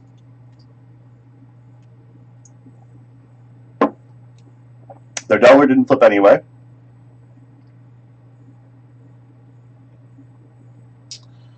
Out of curiosity, what dudes would you want to play?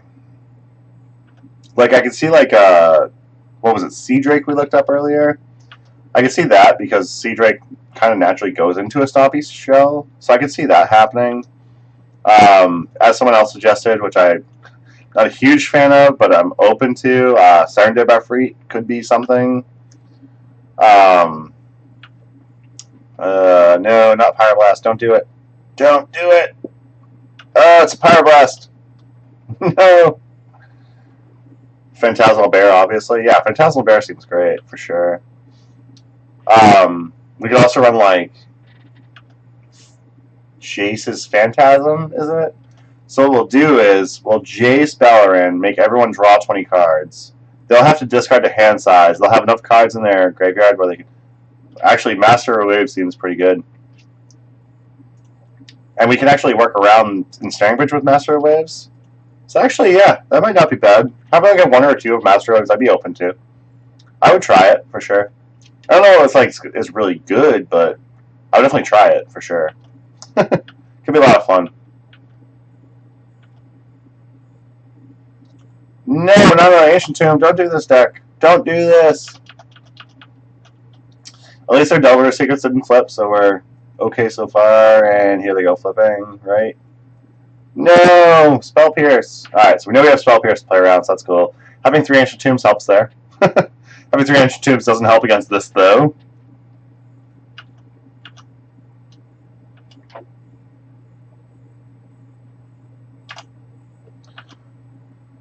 Oh no, counterspell. And we dead.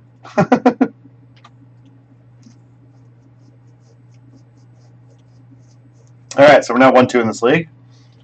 Beat check pile 2-0, lost to Death and Taxes 1 and 2. Lost to that.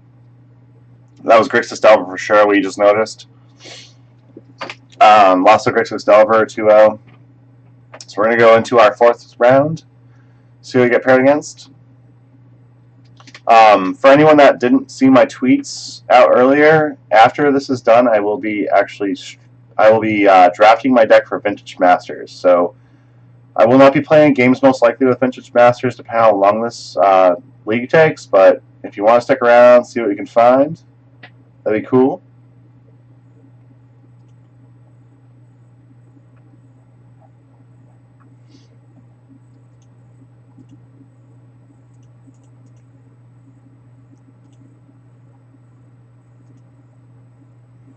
I mean, we're certainly just a more awkward Tesserator. Like, I don't think there's any question there. You're in your last match with VMA right now. How do you like VMA so far? I mean, honestly, one of my big reasons I want to draft VMA is because I want to take a chance.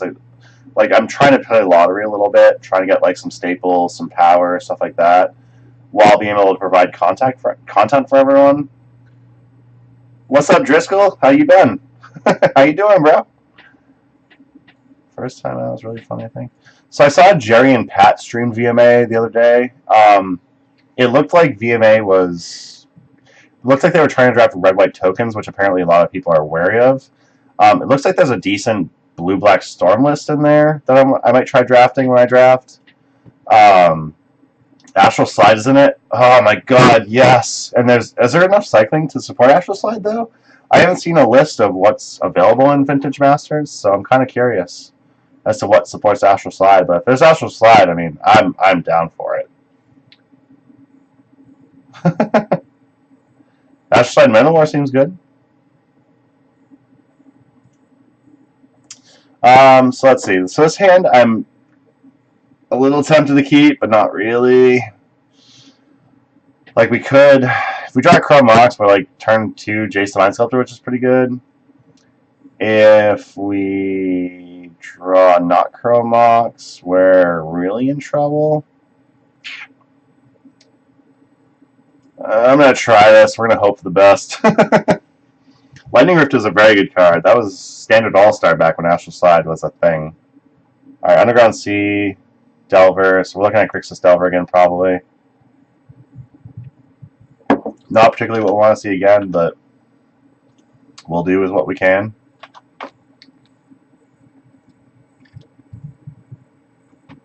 Why is Driscoll texting me?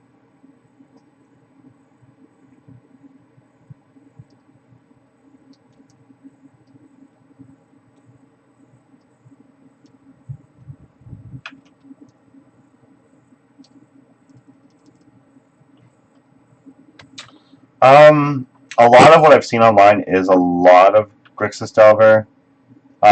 My streams honestly usually have a really weird selection. I play at least Grixis Delver and Check Pile once a night when I stream. And then outside of that, I've played like Soldier Stompy multiple times. I've played Blood Moon Stompy multiple times.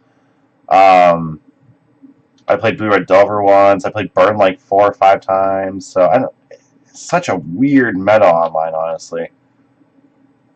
It's very strange. You've played Grixis Delver 4 or 5 matches online in leagues? I don't know if it's just the time I'm playing or whatever, but I play Grixis Delver or Check Pile usually once a time I stream. This is actually a little bit special. Usually I play it either or once. This time I played Check Pile and Grixis Delver. Played Check Pile once. This is the second time for Grixis Delver.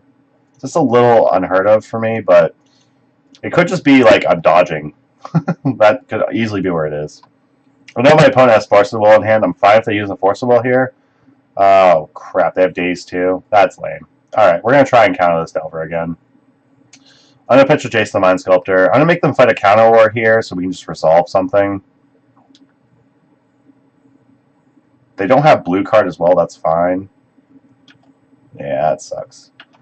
Okay, so we know their hand has at least 1 land in it. We're not paying for days, so counterspell goes away. So this is a little awkward. We might just have to jam Jace Architect of Thought next turn. And then hope that their Delvers can't just kill it. We are in a little bit of trouble, though. Double Delver is not where we want to be. Alrighty. So most of our Delvers can deal 4 damage. If they attack my Jace Architect of Thought, we're in decent shape. We can resolve a Jace the Mind Sculptor after that. We can dump one of those, which is great. So they're just attacking me. They're not bothering what Jace looks like. Right? Okay. Yeah, they're both just attacking me, so we might be in trouble.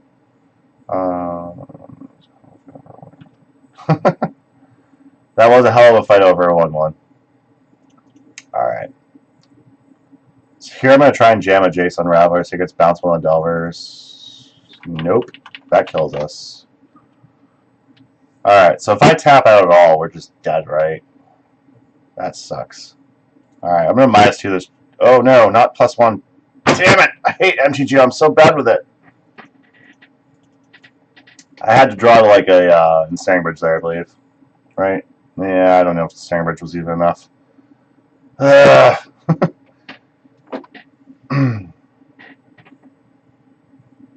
Build Decay. Yeah, I mean, it was probably... It could have still probably been Grixis. Less unlikely Grixis, but probably Bug. Yeah, that's fair. I do have a good running of Delver decks. Last league, I think I played Blue-Red Delver, Rug Delver, and Grixis Delver. And I think I played like Soldier Stompy and something else. Could have been 2 times ago I streamed that. I faced that. I don't remember. There's definitely a lot of Delver decks online, though. We have a turn 2 back to basics with Force backup, which is okay. We have a turn...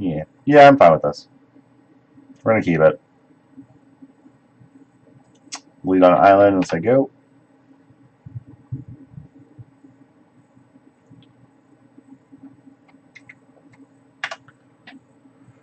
If my opponent just tries to gem Delver here, I'll likely just force pitch counterspell, have the mana. Okay, Deathrite's definitely something I want to counter.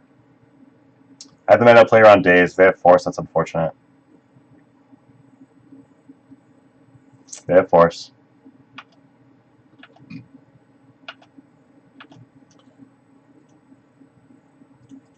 Alright, so back to basics will still restrict them a little bit on mana.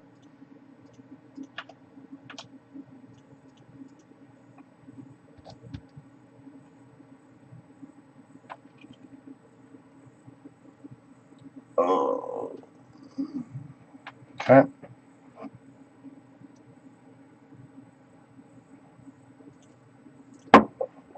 They have a Ponder.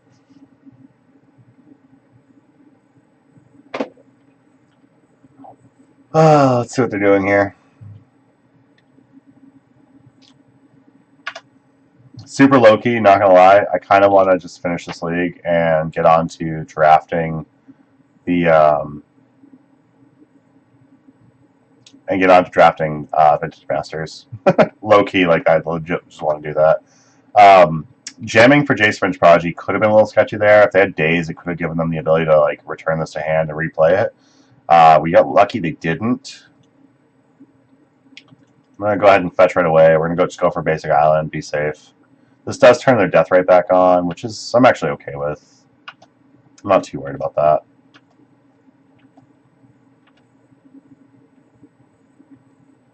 If they try to like eat this Fatal Push, I can redirect the Fatal Push to Deathrite Shaman. I can also just like counterspell the Fatal Push, which is fine. Alright, so they're going to blue mana for Delver Secrets. Probably should have tried counterspelling that. I will happily discard Chrome Mox.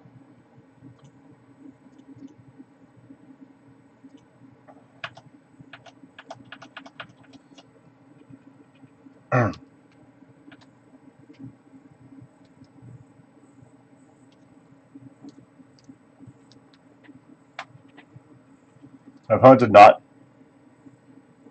flip their Delver, so we can block their Delver with Jace. My opponent has a fetch land, which means they'll have 2 more mana activations of Deathrite. This is just spells, right? Yeah, okay.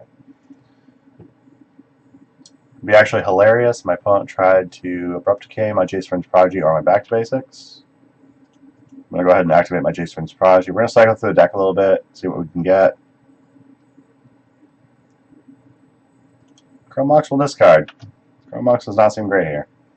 Hey, Chrome Mox, look at that! Just draw all water at it. Not great. Not great at all.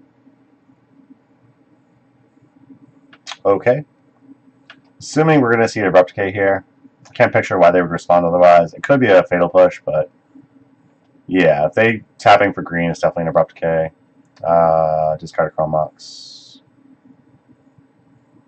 Oh, they did that to nerf this. Okay, so now we can just hard cast Misdirection, I guess.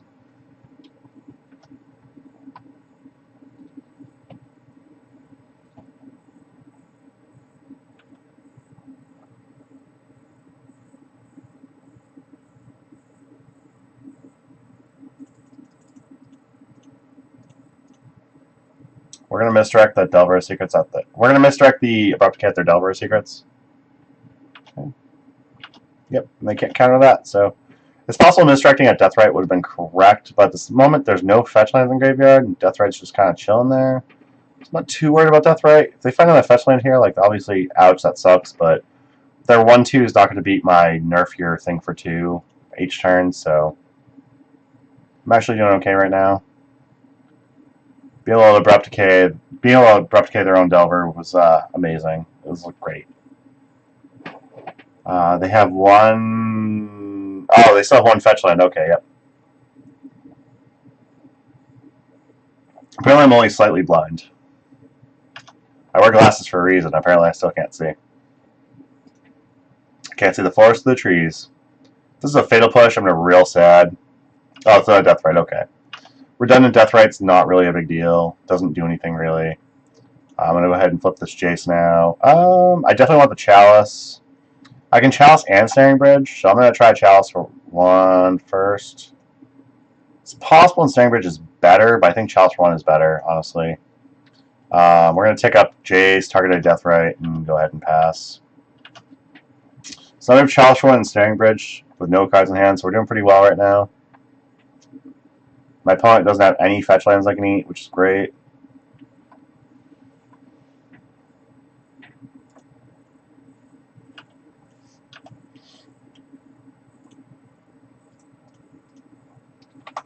Okay. So we're just going to keep ticking up on their death rights. I hope to find something relevant like another Jace at some point. Oh, look at that. That's another Jace. Okay, my opponent didn't have anything relevant, which is cool. So we'll tick up. We'll tick up. We'll pass turn. So as long as we keep fetch lands out of the graveyard, they can't make mana at the moment. My opponent didn't do anything either. They're going to go discard. They're discarding Delver Secrets. I'm going to -2 this Jace and play this Jace. We'll see what my opponent gives us.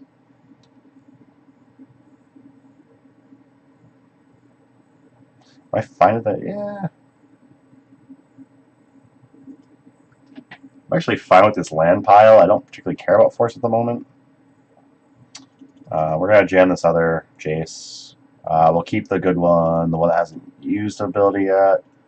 Let's see. So this is going to be 9 to ultimate. So we're going to get this up to 9, then we'll ultimate it.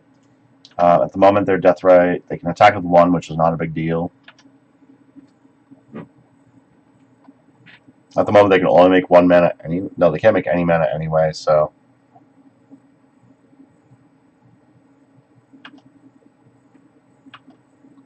Yeah, they can't even deal damage with the death right, which is cool. Kind of tempted to just ultimate this Jace now, so we can start the mill plan, but I don't think we need to. I think we can keep this Jace around, so we're just going to go ahead and take up both these Jaces. Okay, my opponent scoops, so that's cool. Alright, so we're on the... We got another game. I don't think I sideboard at all here.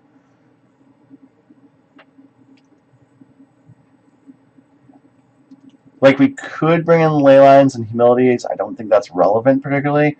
I know they can't answer most of our Planeswalkers unless they attack them. We don't have a quick Chalice. We don't have a quick Jace Mind Sculptor. They are on the play, so we can't afford to be this slow. It's a little faster, but we do need a blue source, which is unfortunate. Oh, boy. Oh, God. I'm going to keep it. Hope the top is a blue source. It's a blue source, cool. Alright, hope they don't have Wasteland. We're going to hope for a lot of things this game, but hopefully we'll get there. Hoping again. To hopefully hoping that they don't hope in stuff. Alright, we're going to lead on Ancient Tomb here. We'll pass. Hopefully they don't have Wasteland. Again, we're hoping, but, you know. That's what life is, right? Hope for good variance. They are tapping their 1 land. If they don't have another land, we're going to jam it back to basics for our first spell. If they do have no land, we'll probably jam it in Ensnaring Bridge and then jam it back to basics. Right now we're trying to play around days pretty much.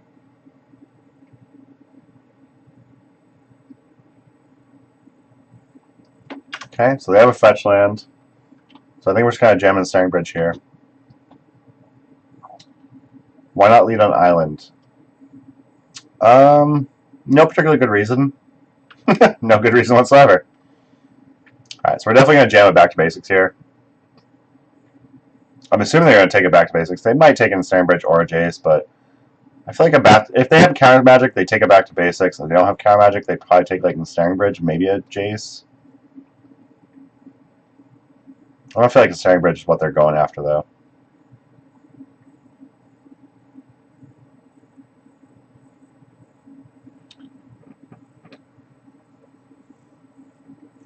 And honestly, I forgot they were on the play, so I was thinking Island's on top, we're going to play Ancient Tomb, then we'll play Island, then jam something. Because we were on the draw, we drew the Island, so I didn't reformulate my plan based on the card that came into my hand. I'm a little bit better at this in paper than on MTGO, but yeah, that was definitely a mistake. If I put a Wasteland there, that would have just been like crap and sucked. So my opponent took Jace, Architect of Thought. They have Black Source. I'm going to assume... Okay, it's not a Death Right. That's fine.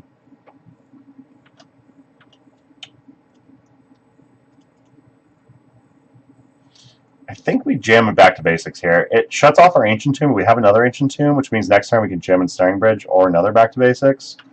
So I'm actually fine with this. My opponent will just be stuck on... If they have a fetch land, they'll have 2 mana. My opponent at the moment is just basically stuck on no mana, so I'm actually fine with this. Slain Island, pass. They try to cast something, I can cast Counterspell. Their Death Rights are coming in from beats, so a little concerned, you know. I mean, it's going to take a while for Ensnaring Bridge to come online, so I'm just going to try and jam another back to basics here. Redundant back to basics is always great, where my opponent could possibly Wasteland and then have like 2 mana for Abrupt Decay. I mean, next time we can double spell, we can play Ancient Tomb, and well, not double spell, we can play Ancient Tomb and jam Ensnaring Bridge. So we can go down 2 cards in hand this turn, which is great.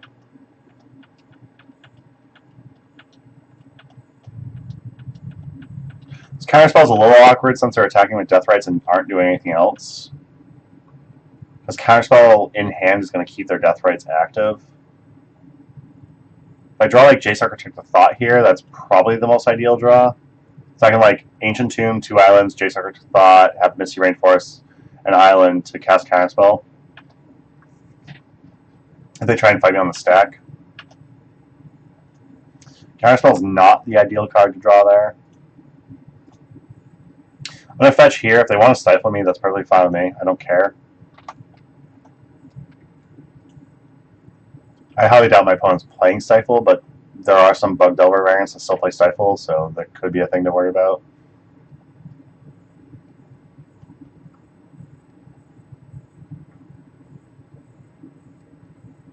Yeah, so any spell my opponent casts, I'm basically going to try and cast double Counterspell on it. It doesn't matter if it's Abrupt Decay or anything like that. I'm going to try and empty my hand out as fast as possible. Chalice is not terrible. It's not ideal, of course. I'm just going to tap Ancient Tomb for a Chalice at 1. Really need to top deck a Jace, though. I'm kind of tempted to counter this and then counter the Counterspell. I didn't hold priority, so I can't do that, though. That's a little obnoxious. What is it? Control is hold priority. Okay, cool.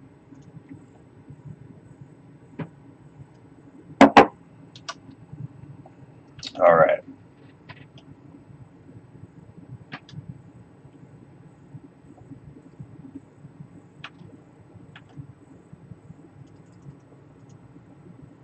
So we drew Japes of Mind Sculptor. If they have any form of counter magic, they counter this, and we go to 1. Which means we're likely dead. We would need to top deck a Jace Architect of Thought. I'm going to 0 Jace. We're going to try and find a Jace Architect of Thought. That'll keep these Death Rights from actually killing us. I guess they can actually eat a spell and just kill us now anyway, so we're actually just dead. I'm going to require my opponent to see that. Yeah, I mean, we're just dead here. They're going to attack us and eat a spell, so yeah, we're definitely just dead here. Yeah, we just didn't draw anything in a reasonable amount of time there. Yeah, okay, they got it. They see it. Crap. 1 and 3, another leg where we are 1x. We got one more match. Let's hope it goes a little better.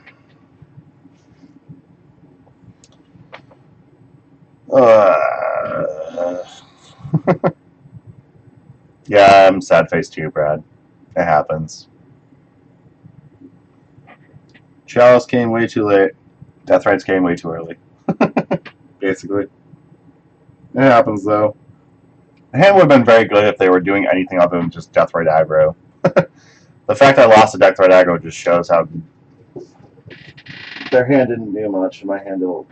Their hand did not much, and my hand didn't either. My cat's a freak. Oh my god. I don't know what my cat's doing, but he's not hunting mice, that's for sure.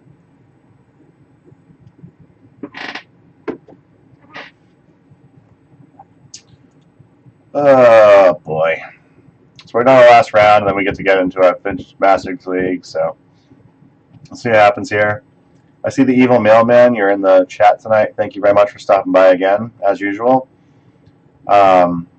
Barbarian Vane, I don't know you, but I've seen you in chat so far tonight. Thanks for stopping by. Brad Burke, Brad Roche, thank you both. Nasty Nick, thank you for stopping by. Samsterlicious, not sure who you are, but thank you. Static Crypt, we've interacted in chat. Thank you very much for stopping by. Vanquished IMD, thank you. And Z-Day, we've interacted. Thank you very much for stopping by, everyone. Barbarian, I know you. Who are you? Unless you want to be secret.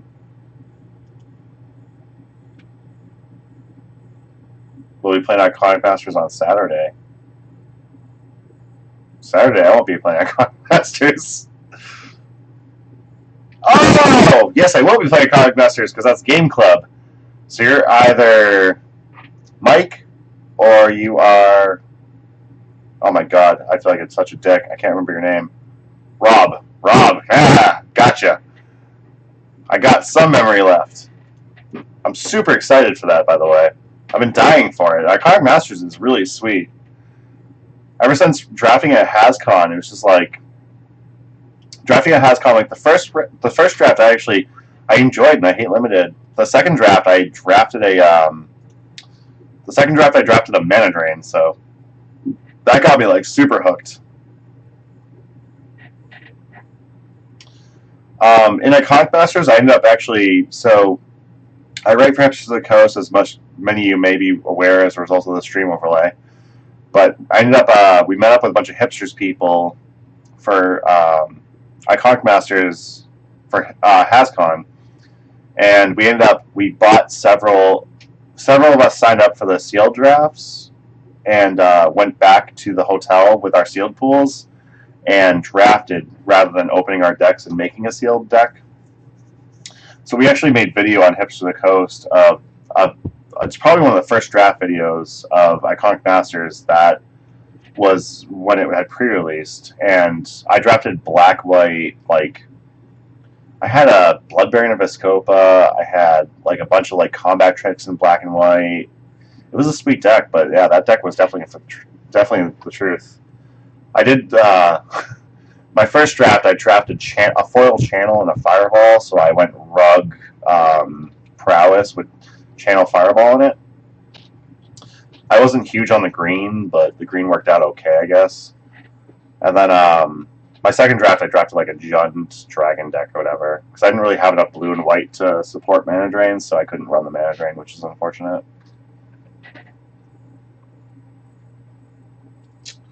Metal Muffin, thanks for following me on Twitch. I appreciate the follow. Every little bit helps, for sure.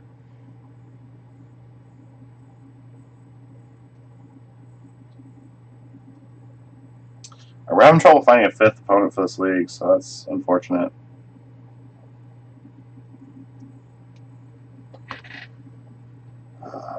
I did still get a mana drain, yes. And actually, I like the new art for mana drain. It's actually pretty sweet, so I actually am looking for a second mana drain from my Iconic Masters, so I can use that in Vintage. At the moment in Vintage, I don't own any power in paper, and I'm short one mana drain, so I need a second mana drain. Zaday12345, thank you very much for following me. I hope 12345 isn't your password. That's the kind of password that an idiot would have on his luggage. If you catch that reference, good for you. If you don't catch that reference, I feel sorry for you. It's Spaceballs, in the event you didn't catch that reference, but yeah. I have faith in nerds to catch a Spaceball reference for sure.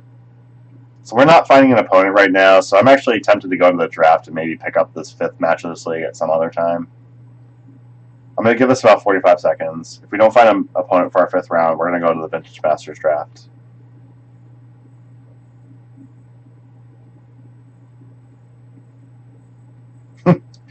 Oh, Bardley Beck. I'm sure you're very excited for draft.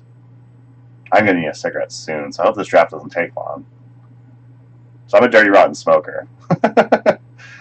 I need a cigarette badly. I've been streaming for 2 hours and... No, an hour and 46 minutes, never mind. 2 hours isn't bad. Okay. Here we are. We hit 45 seconds, so we're going to go... We're going to minimize this league. We're going to go into Vintage Masters. We're going to join the draft league. Yeah. I'm probably going to get... I'm going to get 1 or 2 more after this draft. I don't know if I'll be drafting a ton. It is 24 ticks or whatever, and it's like, I'm fine with spending some. If I can get like power and stuff, I'm fine with spending 24 ticks. If I can't always get power, like I don't want to spend 24 ticks on a draft. Like, I don't particularly enjoy limited. Like, honestly, for me, this is going to be part value, part let's try and draft something fun and cool, and hopefully it works out, you know? Looks like some people are just drafting the crap out of this. So someone with 10 undefeated trophies, and it just started this morning. All right, we got in. All right, pack 1, pick 1. Oh, hold on 1 second.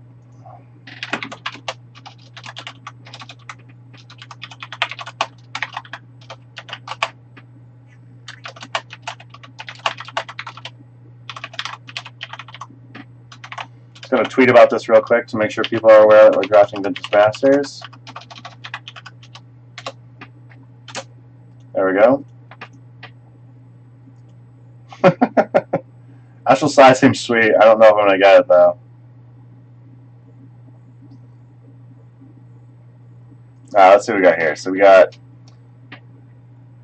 Ring of Gix, Goblin War Chief, High Tide, Phyrexian Defiler, Adel, Aquaviva, Brainstorm, Brilliant Halo, Falter, Hulking, Goblin, Jungle Worm. What the hell is this card? Discard a non-back card, draw. Oh, no, not happening. Mana War, Steel Cleansing. I'm going to draft the Brainstorm. I'm going to go for Blue-Black Storm. I'm going to try it out. I'm sure you're all going to be really miserable that I'm going to do that, but we're going to do it. Scrivener. Scrivener could be cool. Saturday Referee. There's something that was suggested to me earlier. Yeah, I'm going to go with Scrivener. Turnabout. We're going to go with it. Oh, no, there's a Frank search in there, wasn't there? Damn it. We're going to try for Blue-Black Storm. Watching the VMA drafts that Jerry and Pat did last night, it looked like Blue-Black Storm was definitely viable because a lot of people aren't picking those things. So I'm definitely going to try and I'm gonna check it out and see what we can do there. Let's see. What the hell does Rescind do?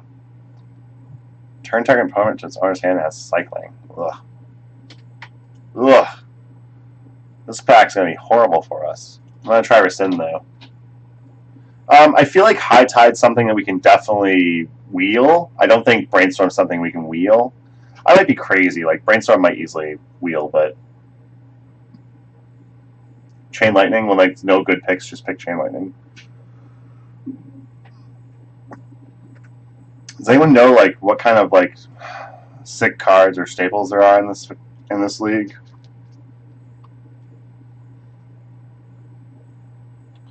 I'm not excited about Brainstorm at all. I would have drafted High Tide right off the bat if I had thought that. So if I had thought that High Tide wouldn't wheel, I would have drafted that over Brainstorm. Because I think High Tide will wheel, I'm drafting that. I'm drafted Brainstorm over that. Brainstorm I think is horrible. Like I don't think are there fetches in this format? I don't think there are. If there are fetches in the format, Brainstorm's probably really good, but I don't think there are fetches, so it's probably really bad. Lonely Sandbar is close. I think Nightscape Familiar is what I have to get here, though. Obsessive Search is very close to Nightscape Familiar, but I'm going to go with Nightscape Familiar. I think Obsessive Search, I think, will wheel. Obsessive Search will be really good with Frantic Search. if we can get that frantic search back, and then get the obsessive search. Rocky Tar Pit was in that. I completely missed that.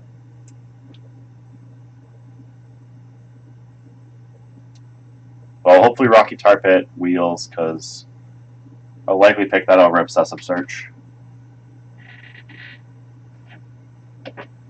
Ugh. So from what I saw with Jerry and Pat streaming, it looked like red white tokens gets picked a lot. I don't know what else really gets picked a lot though. So we hit the timer, waiting for a player to pick the card. I don't know if this actually times out. My opponent's forced to pick. All right, Gush, Frantic Search. So I think Frantic Search is probably a little better than Gush. So I'm gonna pick Gush. Or I'm going to pick Frantic Search. Yeah. Yeah, I mean, so far from what, like, Frantic Search still being there, that was like, what, pick 6? I think so far Frantic Search will be in there. It looks like people aren't particularly doing it. We'll see if we wield that second Frantic Search. We'll see if we wield the High Tide. If we wield both of those, we're pretty positive that in this draft we're going to be clear for Blue-Black Storm. We'll see what happens, I guess, really. Like, where am I in this? So it looks like this is me. I have 6 cards in hand. My opponents are passing. Is this player slowing things down? That's what's going on here. I don't know anything about this. It looks like this player just picked a card. So I'm waiting for this player to pick a card, then this player to pick a card, then this player to pick a card. Is that what's going on? Like, these people are slow, and that's what I'm waiting on? I'm hoping that if the timer runs out, if it selects a card for my opponent, like, without their choice, I'm hoping that it doesn't select the cards I'm looking for. Definitely taking another Frantic Search there. Really hope I wield that High Tide now. So having 2 Frantic Searches and a High Tide seems real good. We will obviously need the win condition for High Tide, so if we find any Storm cards, we're going to want to pick that as well. How is this player at 9? What the hell is going on here? None of this looks good. Discard a card, add black to your mana pool. Return target permanent to its owner's hand, Storm. I don't think that's good. What is this? Oh, God. This is so bad. I guess the 3-2 for 5 is what we pick here, right? Temple of Fisher will probably end up coming around again. Worst comes to worst, Temple of Fisher will be a decent defensive spell. That doesn't seem great. Nostalgic Dreams? What the hell was that? I missed that. Was that the Greenstorm spell? Is that what you were talking about?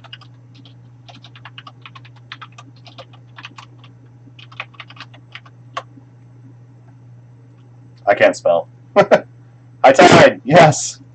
So we did wheel High Tide.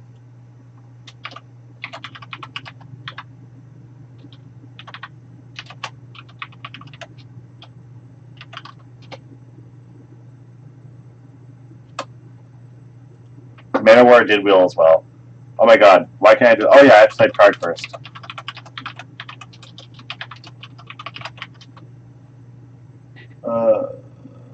Jesus.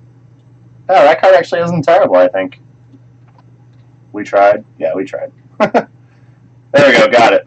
I don't know if Brad got it or I got it, but one of us got it.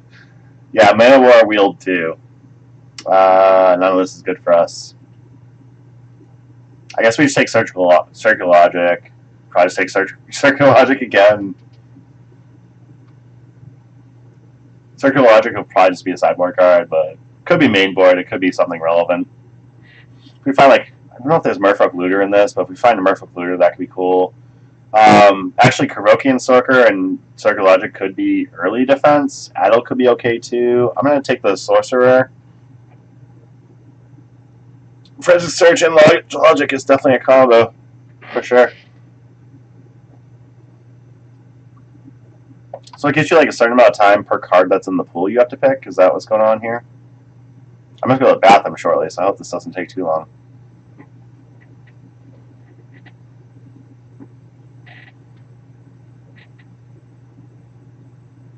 Obsessive Search, we got to wheel Lonely Sandbar is really tempting, but I think Obsessive Search is just better for us. That seems good. Well, we got picked a card for us. Tyrant's Choice. The hell that card? All right. I guess we got something defensive at least. That's cool. Oh, yeah, I'm definitely gonna have to wait till the draft is over, which is unfortunate because I'm very have to go to the bathroom. Let's see. So we got Kenai Evans, definitely not good. Frantic Search is another card that helps us, so we're gonna go for that. We might end up playing more than a 40 card deck if we draft at least one more Frantic Search. We're probably gonna have closer to 50 cards. I think with Frantic Search, like we can afford to go up to 50 cards because we'll have a ton of cycling in our deck and a search in our deck. Fastbond, no, I want that card. I mean, Tide Bonds, that is a thing. Oh god, do I splash a third color and run Fastbond? Let's see here. I don't know what these cards do.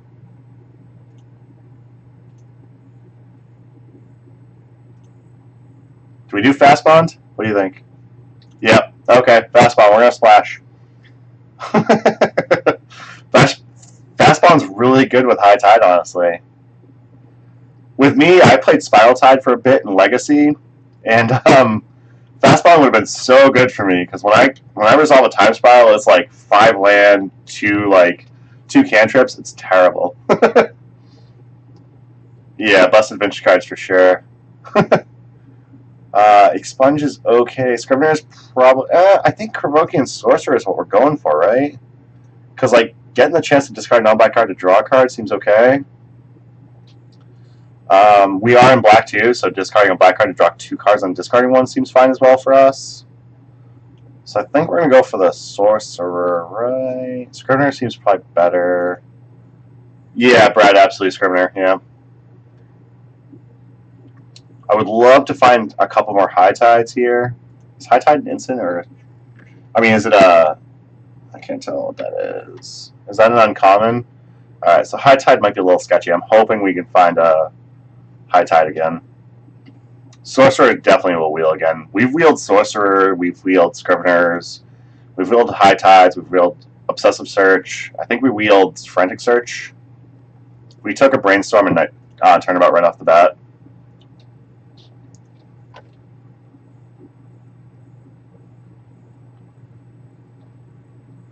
Cobble Ritual, I think we need to take here. Rescind is close. But I think Cobble Rituals we're going to take here because we're going to need the mana.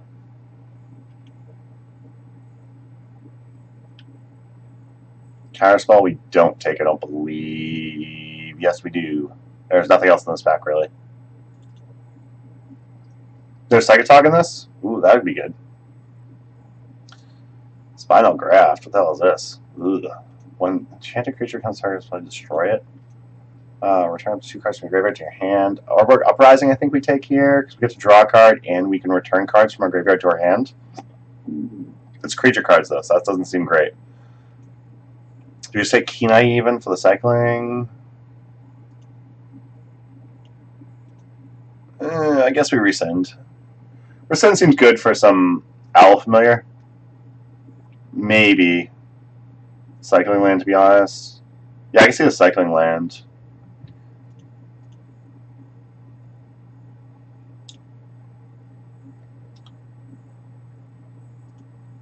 So I've taken Rescind as an early interaction spell. Rescind could also be fine with the 2-mana cycling seems okay, but being able to bounce a Scrivener could also be relevant. Bounce a Scrivener, recast Scrivener, that could be relevant and kind of doing a little bit of a chain if we can get a ton of mana. Again, I don't know if this is going to be great. I've never drafted VMA before, so getting an idea of what kind of cards are in this is going to be interesting. Love to draft some power. Berserk seems really good. Carnophage, I kind of want to draft Berserk just to get it. Is Berserk worth anything, though?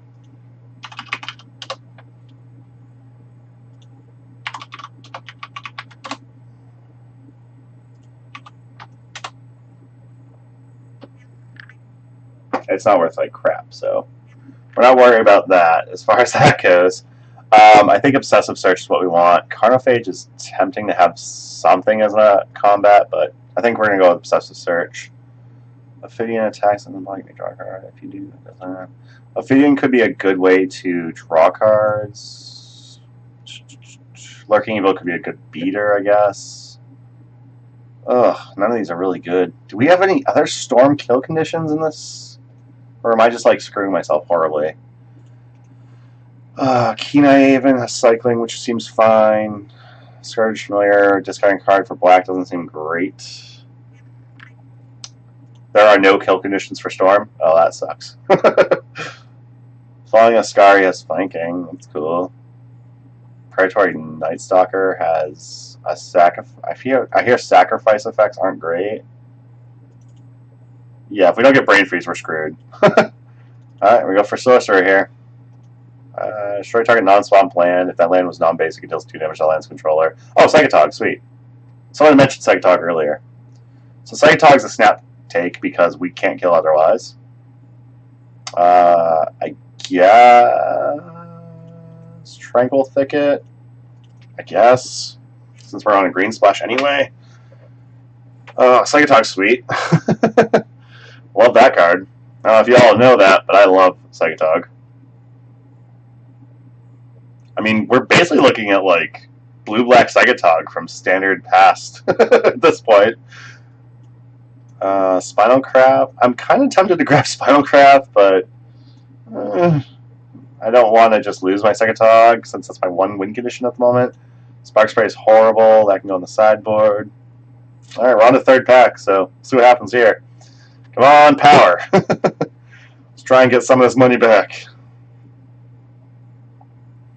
Come on, win conditions. No,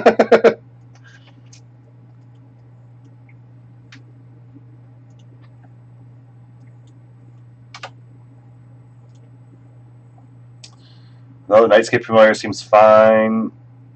Hermit Druid's tempting. Chainer's Edict's okay. Rescind's not great. I think I just have to go for the Familiar. I think making my spells cheaper is probably the best I'm going to do as far as this goes.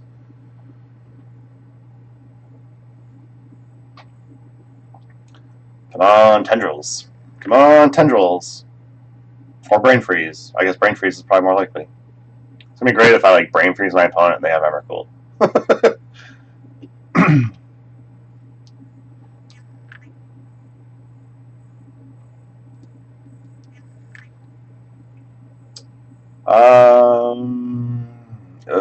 This is ugly.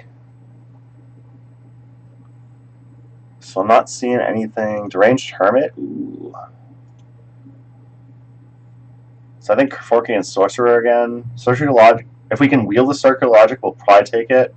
I wanted to take the Deranged Hermit, but that doesn't do anything for us, really.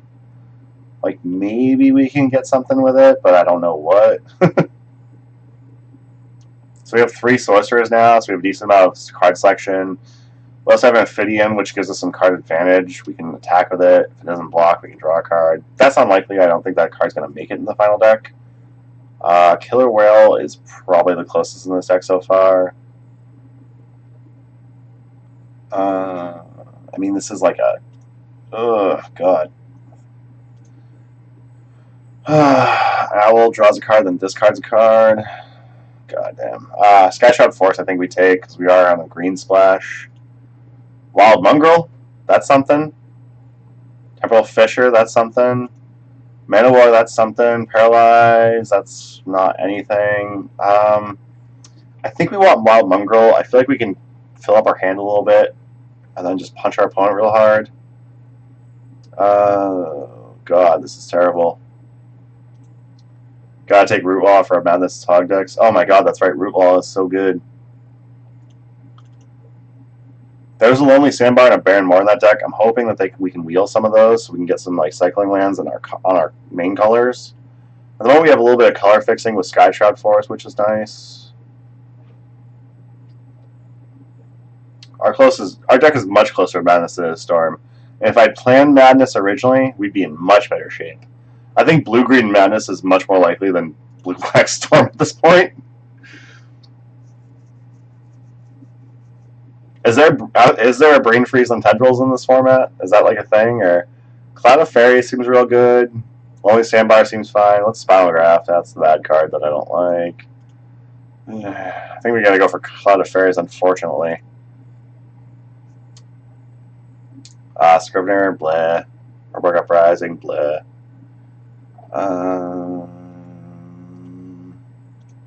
Just go for the Mana War here. Turning a creature to its owner's hand doesn't seem great. Just gonna go for Scrivener.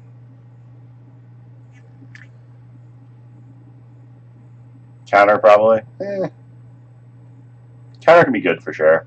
We're a little. I guess we have 2 Surge Logic and a Counter Spell already. If we can wield a Counter Spell, we'll definitely take it. I'm going like blue-black, like bad value deck. Temporal Fissure could be a bad upheaval to go there. Psychotog, that's for sure. Yeah, I could get behind that for sure. That's something to think about. Absolutely. What pick are we on right now? Well, we picked 37 cards. That's what? 2 packs is 30. So we're going to see the last pack now, right? Is this the pack we haven't seen yet? Repeal? I think this is the pack we haven't seen yet because I don't remember Repeal. What the hell is Khazadrix? If your opponent controls no creatures, it says 4 damage to you. At the beginning of your upkeep, if your opponent controls no creatures, it deals 4 damage to you. That seems horrible. We're going to take a basic Root Wall, I think. Repeal if we can, or Repel if we can wheel it. Seems good.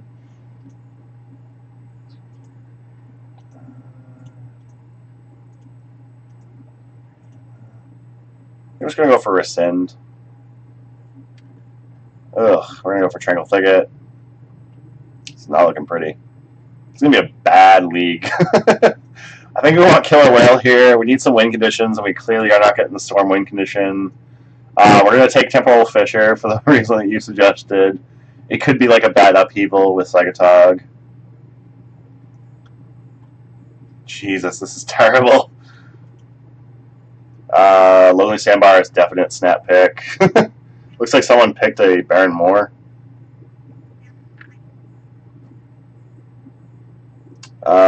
Crows and Vorine, provoke, can't be blocked by one creature. It's a 3/2. That seems bad. Oh my god, we got auto pick the Crows and Vorine. No, I was gonna pick the other thing. Alright, Skyling Raven. Well, that's our deck. It's not great, but yeah.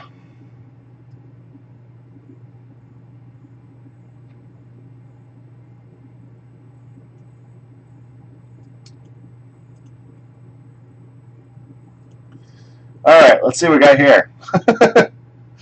Oh, this is terrible. Alright, so we don't want High Tide. We don't want Cloud of Fairies, I don't think. We don't want Cobble Ritual. I think we still want Nightscape Familiar. Actually, I have to go to the bathroom real quick, so we're going to do that first. I'll be right back, people.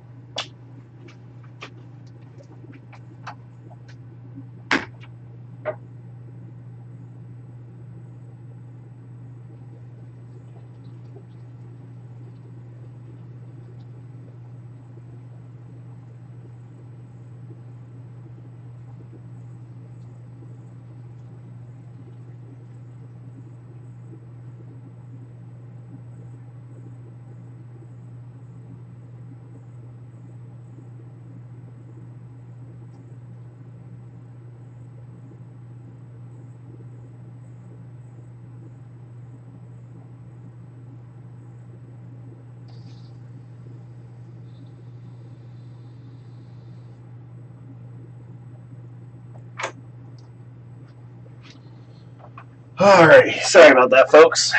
Yeah, I'm not going to force Storm ever again.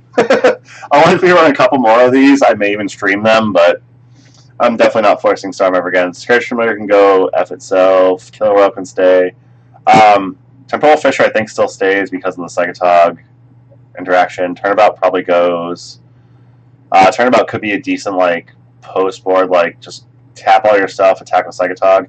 I would have loved to have drafted a Wonder if Wonder was in here. I don't know if Wonder is. Kevorkian Sorcerer feels bad. I don't know. A Ophidian's probably really bad. Skywing Aven. 2 on Flyer that has like some evasion seems good. Rescind seems okay. Tyrant's Choice. I don't know if I particularly like it. I'm going to drop the Tyrant's Choice. Frantic Searches, I think, stay. I can discard. I can get rid of at least one Keropian Sorcerer. I think Scriveners just have to go. They seem bad. The Keen-Eye Avens, I think, just have to go. They seem real bad.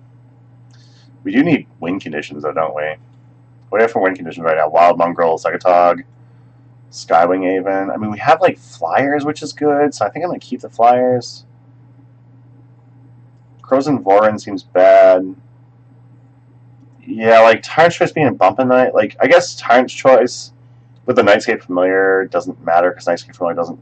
Ugh, actually, no. Yeah, Keen-Eye Aven seems fine. Fallen Ascari doesn't seem like a great idea. I don't think I want Counterspell in this deck so much. Maybe I do want Counterspell, at least for now. We're at 31 cards. We need to cut a lot. Oh my god. I don't know Limited at all. I am so bad at this. I'm going to drop the Counterspell, because we're going to be more blue-green with a black splash. I don't think we're going to want Counterspell. I don't even know if we want Nightscape Familiar, honestly. I feel like we're never going to be able to cast it. I feel like we're on blue-green splash black for Psychotog Madness, basically.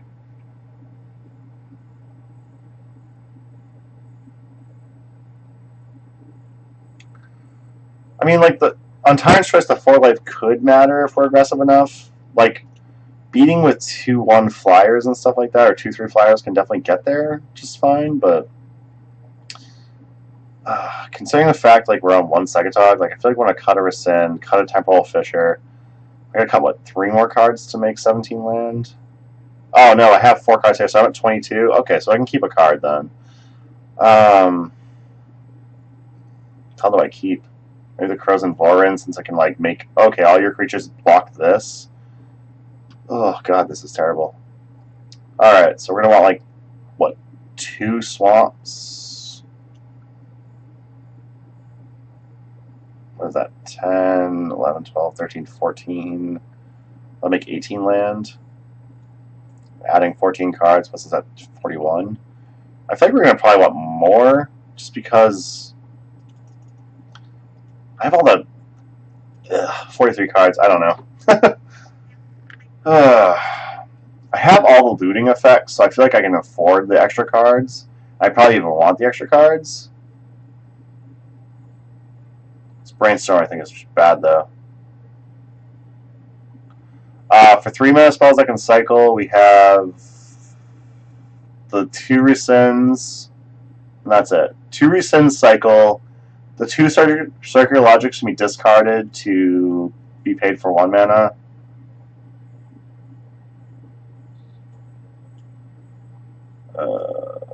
Alright, cycling things. These don't cycle.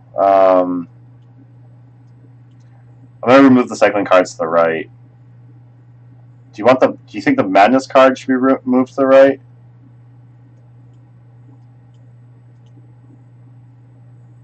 It's like we move Madness cards to the right. We also have like 2 Circular Logic.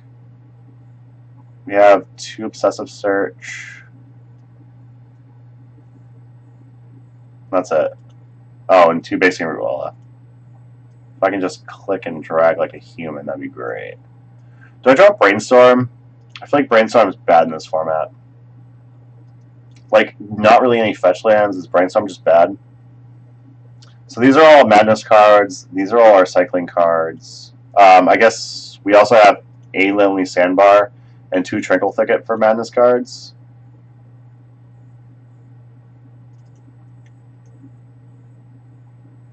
Which makes you think I want another forest.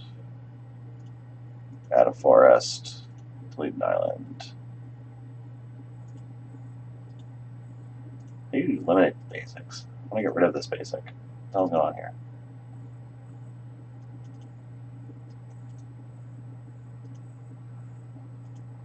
Ah! How do you eliminate basics once you add them? Just hide them, I guess. That works. So we're at 42. We have a decent amount of cycling. We have a decent amount of Frank Search. We have like 3 Frank Search. We have Krovokian Sorcerer, which allows us to discard cards to get more cards. So we have like a decent amount of outlets for cycling. We have a decent amount of outlets for like drawing cards and cycling through our deck. Yeah, I mean, most of our cycling cards aren't going to be cheap until turn 4 with Krovokian Sorcerer, Frantic Search, or Wild Mongrel, or Sekatog. So we're at 19 land. That suggested to run 17 land. I just cut another forest and cut another island and call that a day. So that puts us at 40 cards. We have 17 land. I think I might want to actually cut another forest and add a basic island back. So 1, 2, 3, 4, 5, 6, 7, 8. So we have 8 islands, 1 Lonely Sandbar, 1 Sky Shroud Forest for blue sources. We have 3 forests, 1 Sky Shroud Forest, and 2 Tranquil Thicket for green sources, and 2 swamps for black sources. Does that seem okay to everyone? If that seems okay to everyone, I'll actually go ahead and run 1 game with this deck. And then we'll try to do our last match in the league with Jace Stompy as well. But after that, I'm pretty much done for the night. Looks flawless. Yeah, flawless. Looks like someone drafted blue-green or blue-black Storm and then decided, oh crap, Storm's not going to make it. Let's go with blue-green Madness spells, Sekatog thingy. Is that what you mean by flawless, Brad? So I feel like that's what you mean by flawless. It feels horrible. Alright. We're going to save this deck. Alright, let's try this out. Let's play. We're going to play 1 match with this. Oh, look, we got paired right away. Apparently a lot of people want to draft this format. Hey, we won the die roll. Does that mean do you draw or do you play in this format? As flawless as I can look, thanks a lot today. I appreciate it. Do you draw or do you play in this format? Because I feel like draft you probably want to draw because you want the extra card, right? I guess with our deck we want to try and be semi-aggressive. So you just play in every format, yeah. Even if you're on ooh, that's a hand. Huh. So I can Tranquil Thicket, Fastbond, bunch of lands, Crows and Vorin, I guess. Seems bad. I guess I just keep this though. I have mana. This feels bad. I'm gonna mulligan it. Yeah. That's closer. I'm gonna keep that.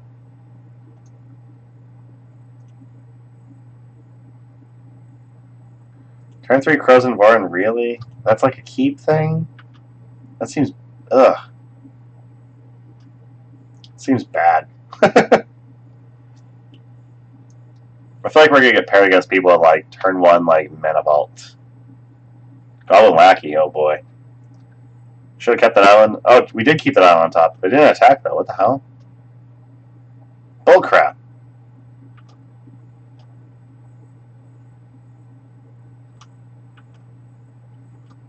They didn't attack with Goblin Lackey, that's bullcrap.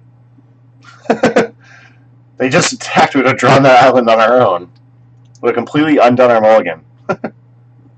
I'm so pissed right now. Why aren't they attacking with Goblin Lackey? What the hell's going on? Am I missing something? Or we're going to play this tapped.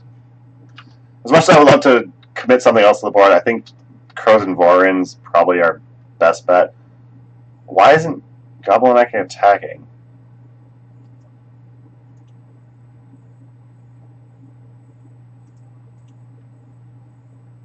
Oh, here comes Goblin Lackey, okay. Yeah, I don't know why it didn't attack after that either. Maybe they just thought like Goblin Lackey's only worthwhile attacking when you put something in that's worth it. Goblin Goon. And Goblin General? Good God. Oh, this is why the Goblin's deck's a thing. Whenever this attacks, creatures you control get +1/+1 on turn. What is Goblin Goon? Can't block unless you control more creatures. We're not going to control more creatures most likely, so that's not good. Here we probably just play the Vorin, right? Yeah, I don't like this. think we just play the Vorin.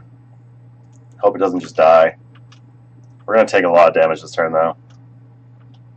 We can trade this with Lackey if they attack, or we can trade it with a General. It's Goblin creatures you control, so we can trade with either or.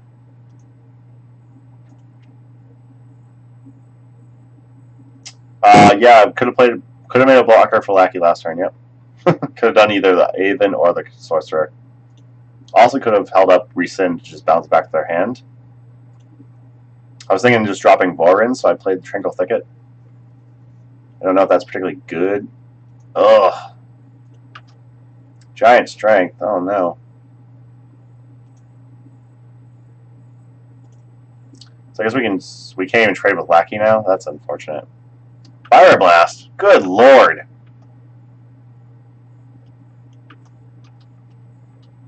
Since when is aggro good and fucking limited? I thought aggro was supposed to be bad and limited. We're gonna take a lot of damage here. 13 life.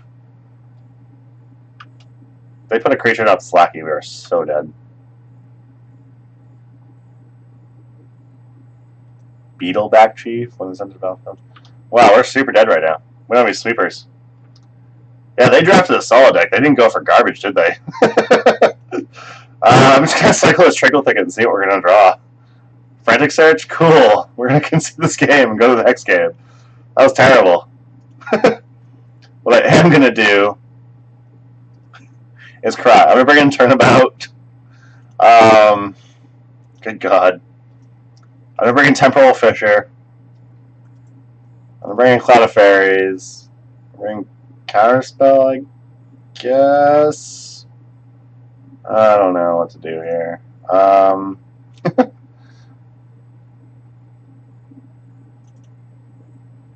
Tried to get an Archetype, did horrible though. I'm gonna drop Crows and Vorin. That card felt horrible. Let's see here. I don't think Keen Eye is going to be relevant, so I'm going to drop that. Maybe Circular Logic isn't relevant because we can't actually get the cycling on until later. So I'll keep the Keen Eye Aven and drop Circular Logic. I don't know if Counter Magic is particularly going to be relevant here. Like, my opponent's deck's pretty aggressive. So I'm going to drop the Counterspell as well. Like, I could go for Tyrant's Choice, but that seems bad. Fallen Scary seems bad because it can't block. That's horrible. Yeah, we're just going to try this. Yeah, I'm going to play first. I will keep this. I'm going to start off probably just by cycling a Lonely Sandbar. Are there sweeper effects in this format? Does anyone know?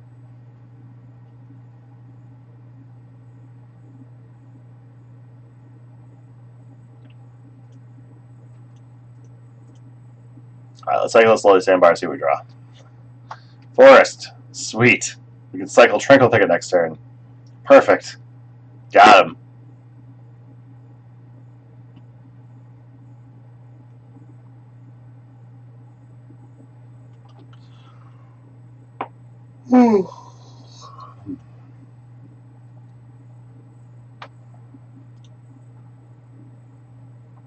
Mountain Skirk Prospector. Skirk Prospector is a good card.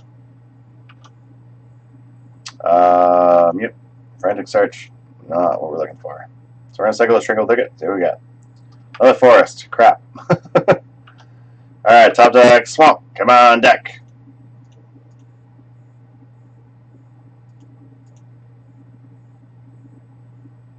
Mountain Valley is the slow fetch land? Okay.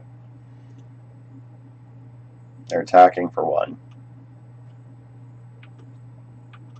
I remember when Skirk Prospector was standard legal and damage went on the stack. This was a really good card with damage on the stack. Wild Mongrel seems good. I'm cool with Wild Mongrel. Let's play it. Why not? Alright, yeah, here we go. Should have just drafted Blue-Green Madness. That would have been sick. Next draft I do, Blue-Green Madness. That's what's up. That's what's going to happen.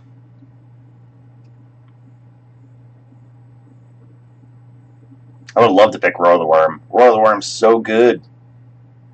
Got a Lackey? Okay, whatever.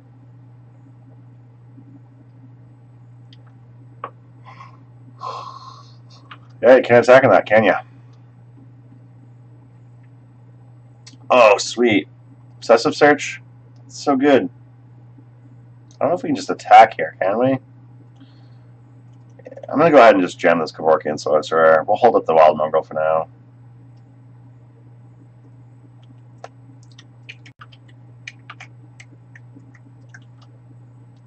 It's looking like we might end up just discarding Psychotog to this card.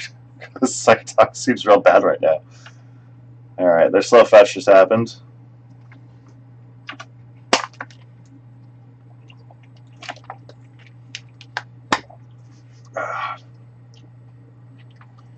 We still have the ability to use Wild Mongrel's ability, discarding Obsessive Search to draw a card. If my opponent tries to Fire Blast it, I'll likely discard Psychotog and Obsessive Search, see what we draw, and then maybe discard Rescind or Frantic Search or something.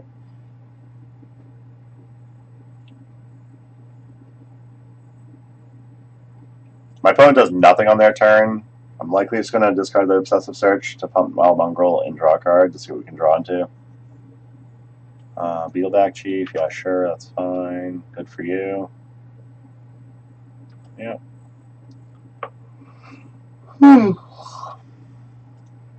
That's going to be a problem to get through.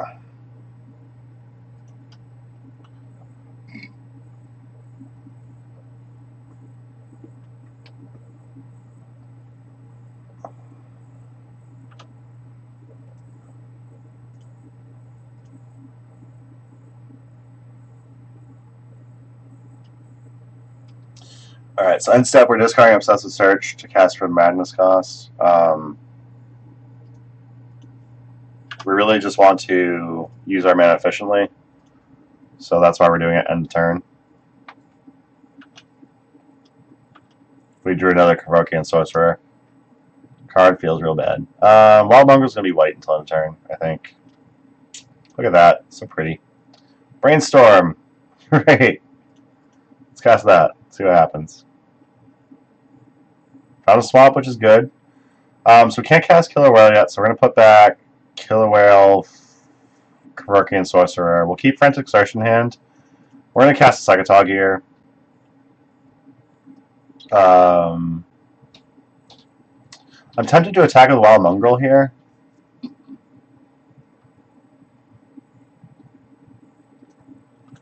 least trade with a couple things so we can kind of start out grinding my opponent, but I don't know if we really get anything from that. Yeah, we're going to do that. Nope, not discard a card. We're going to go ahead and combat.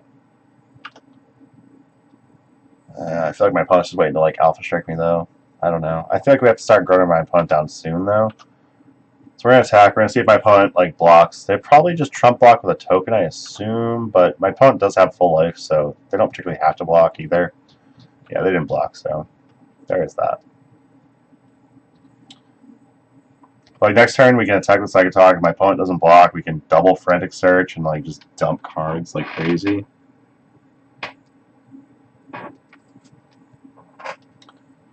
Common General is a little annoying, but not much we can do about that. Can't counter it. So bad at limited. Luckily, this can't attack yet, so we're not worried about that.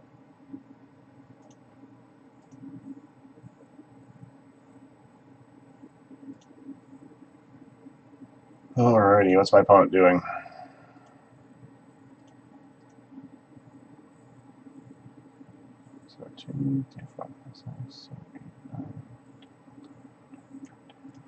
Alright, so if we just attack with Psychotog and Wild Mongrel on their turn, I'm going to discard a non-black card to draw a card, just cycle this Rescind.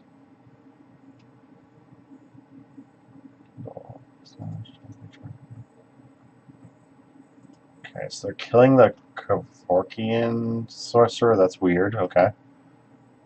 We drew the other one, yep.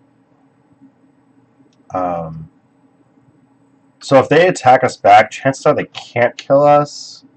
There are some combat tricks they can do, but at the moment they can't kill us. If they don't block these, we just go. I think we can go crazy with Frantic Search and just like dump on them. We'll see what happens. So they're gonna chump with at least one.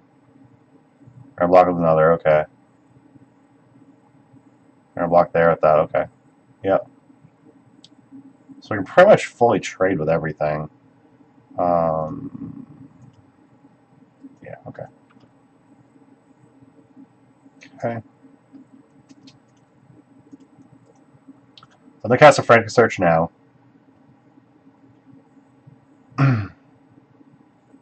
I'll discard Tranquil Thicket plus Obsessive Search. Untap 3 lands. 2, 3. Okay. We'll cast this for its madness cost.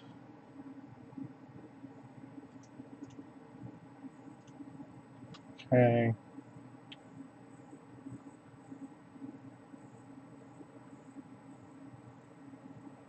So we're going to trade with like all these creatures of theirs, which is great. I'm going to go ahead and discard a Cloud of Fairies to my Wild Mongrel. So we can trade straight up for these. I'm going to exile some cards to my graveyard so we can trade up straight up for these. I think, so we can kill both of these, we can trade up for these. I think I'm going to try and just do a flat out, just kill their creatures and call it a day.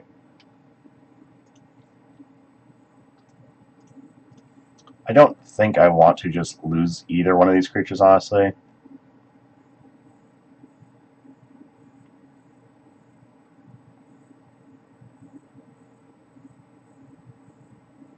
I think I'm going to keep my Killer Whale, though. So I'm not going to use that. I'm going to use the ability where I can exile 2 cards from my graveyard for the second dog.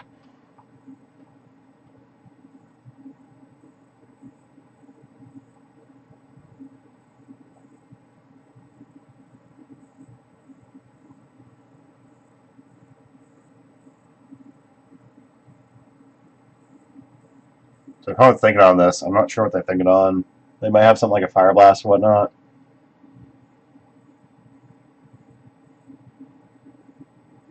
Which would cause us to have to activate this twice more to make it survive. Yeah, they do have Fire Blast. Okay. I'll see if I can get some more Madness cards out here.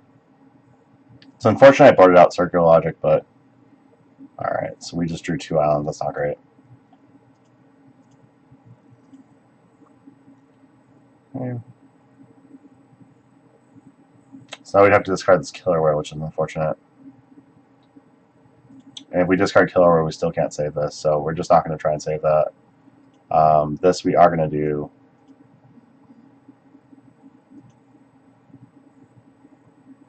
Alright, so this is just going to die here, unfortunately. There's no saving our Wild Mongrel at this point, which sucks because then they keep their creatures, especially their Skirk Prospector, which is a problem. That Fire Blast was really unfortunate. Okay, these both die. Yeah. We're still not taking enough damage world die if they all out attack. So is Secretog enough to kill them? It's not enough to kill them at the moment.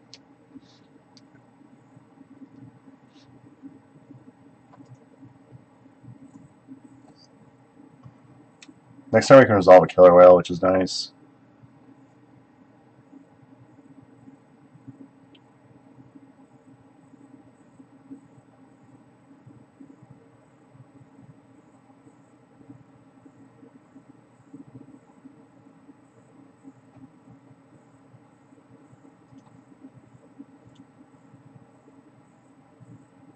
Alright, so my opponent's all attacking. There's a chance they have something to put into play from Goblin Lackey.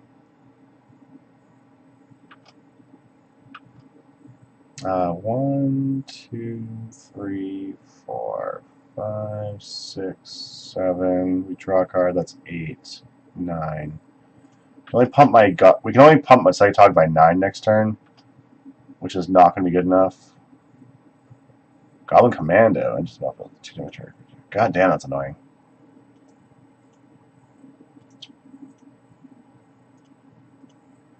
Alright, so we'll exile 2 cards to keep my Cytog from dying.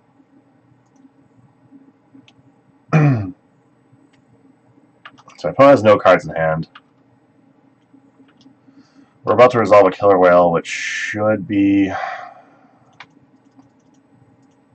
good enough defensively with these 2 creatures. I think we can defend. Might be able to dig this one out, but yeah, I'm not huge on this right now.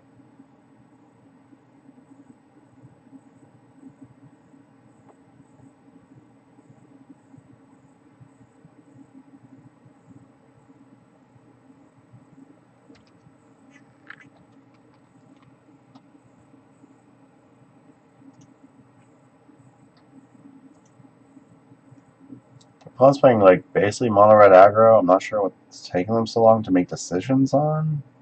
Weird.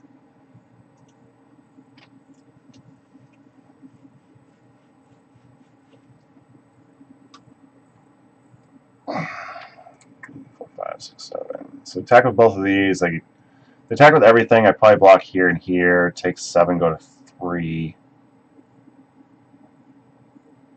Okay, so they're attacking with everything. Yeah, I think. Cancel. Okay, so we're gonna go blocks. Come on.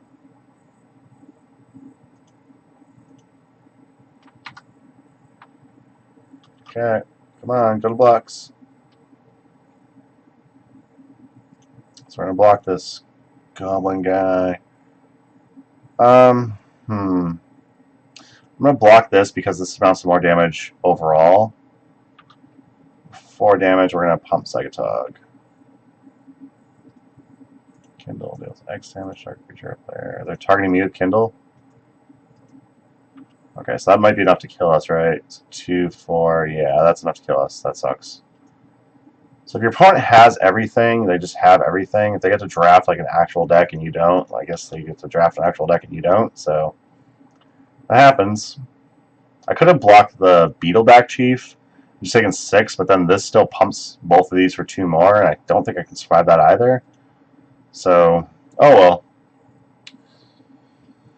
That's that. I'm going to drop from this league because that is horrible. I did not get to draft an actual deck, so note to self: don't draft blue-black storm unless you start with an actual win condition. Basically, it's basically what I'm gonna come from with that. All right, I'm gonna try my last league match with Jace Stompy, see if we can get an opponent here. I'm definitely calling that after that.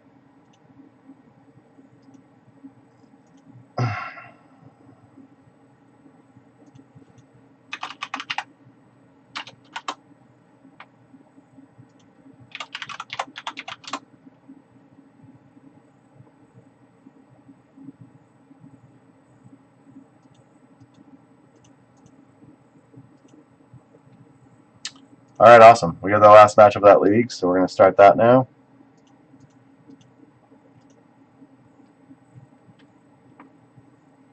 So 1 and 3, trying to play for 2-3.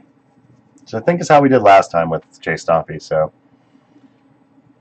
let's see if we can match that. I can turn 1 on Chalice, so I'm going to keep. Try my match first Delver. Is this definitely Delver? Is that what this is, or are you just suggesting that it's usually Delver, so this could be Delver? Yeah. That's right, Shaman. Yeah, this is Delver. I'm gonna try and counter that. Hopefully, we can still resolve our Chalice on turn 1, but we need a blue card, or we need an Ancient Tomb. Not a blue card or an Ancient Tomb. Get wrecked, nerd.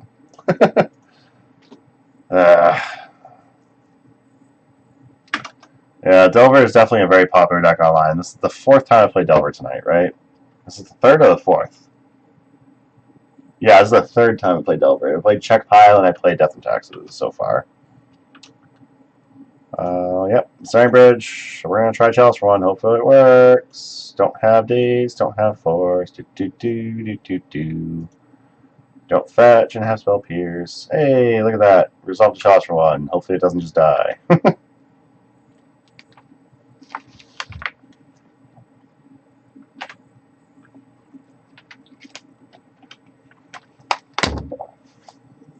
It's going to be a Leovold here, probably.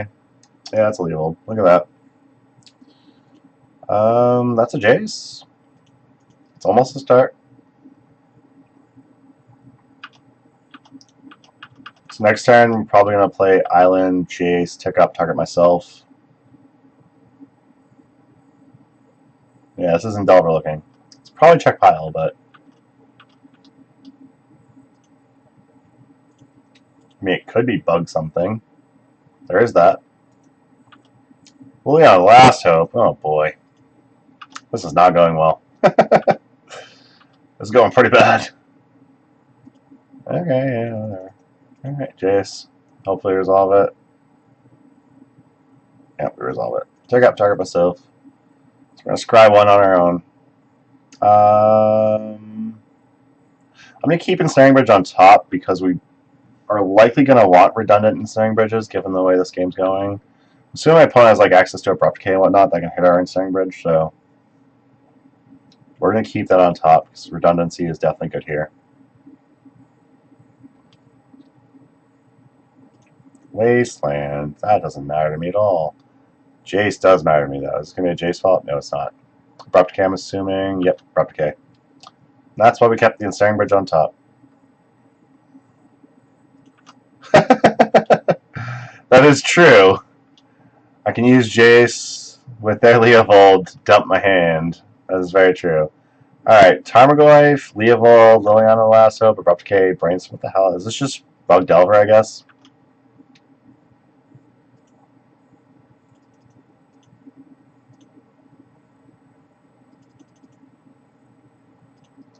Alright, we're going to drop another Ensnaring Bridge.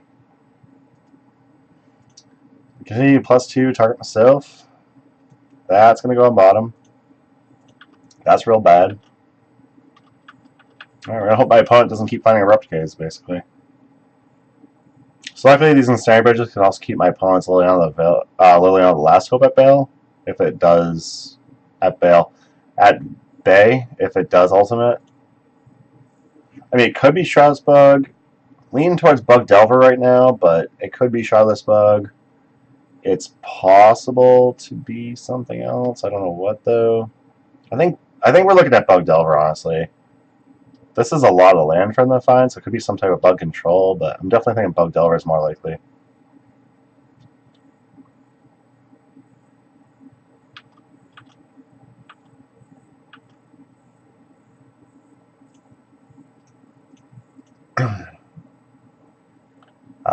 Yes, that can go on top of our library. That's fine. I'll just...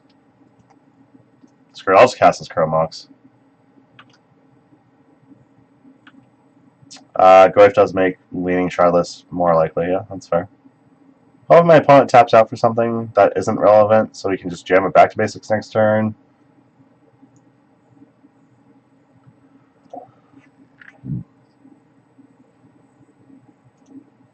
Did I bottom? What? No, I did bottom. What the fuck? Oh, fuck this online fucking game. Fuck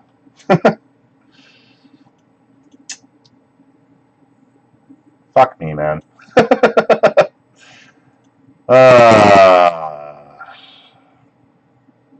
Yes, but Chromox on bottom. Thank you so much.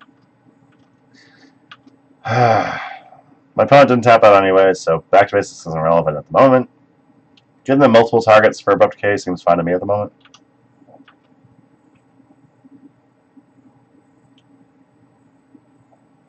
What are you tapping for? I'm going to counter it. Whatever, I'll just counter that. Who cares? Just him to Torok.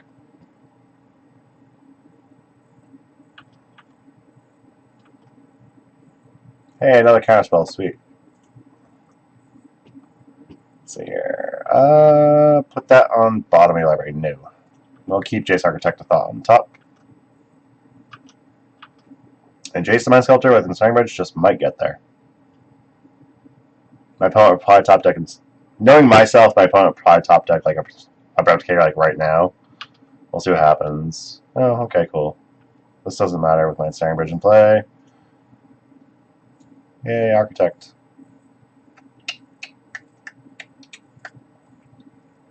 We'll make it so my opponent's creatures attack, they get nerfed. Yeah, Ancient Tomb can go on bottom. So next turn we can ultimate this Jace. We can keep this Jace ticking up to keep my opponent at bay through this Ensnaring Bridge. My opponent likely can't win with the last 5 cards in hand, so we should be good to win this one. As much as I would love to keep this Jace around, I think ultimate here is just what we need to do. My opponent will draw a card off Leovold, which is a little awkward, but they'll have an extra card draw. Oh no, that's fine.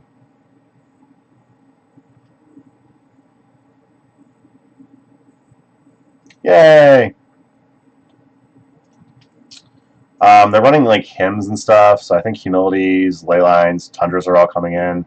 They're a Wasteland deck, which is a little awkward. I'm going to drop a couple Ancient Tombs, drop a couple Islands.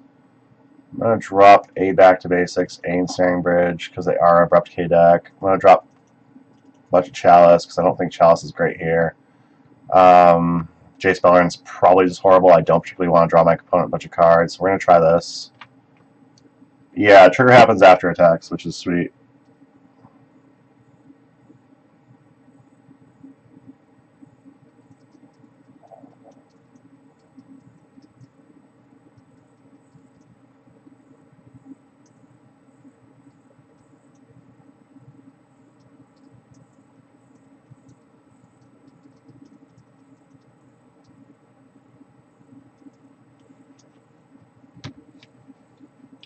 Alrighty. Okay, let's see here. Yeah, I'll keep this. That's fine. Hope you kept discard heavy hand, dickhead.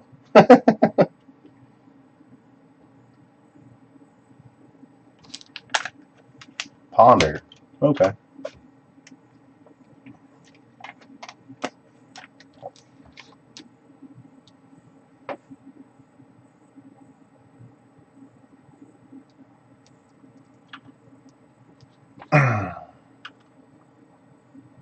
Humility, sweet.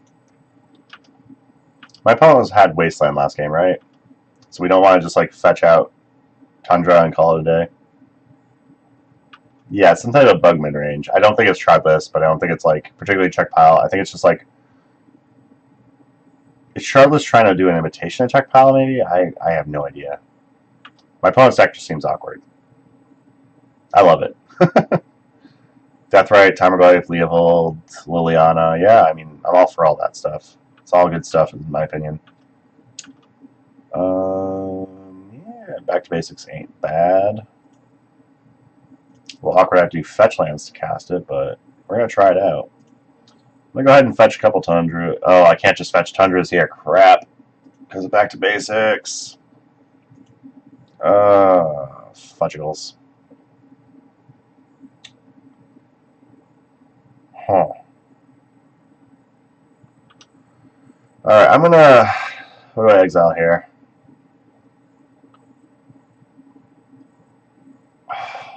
Fuck.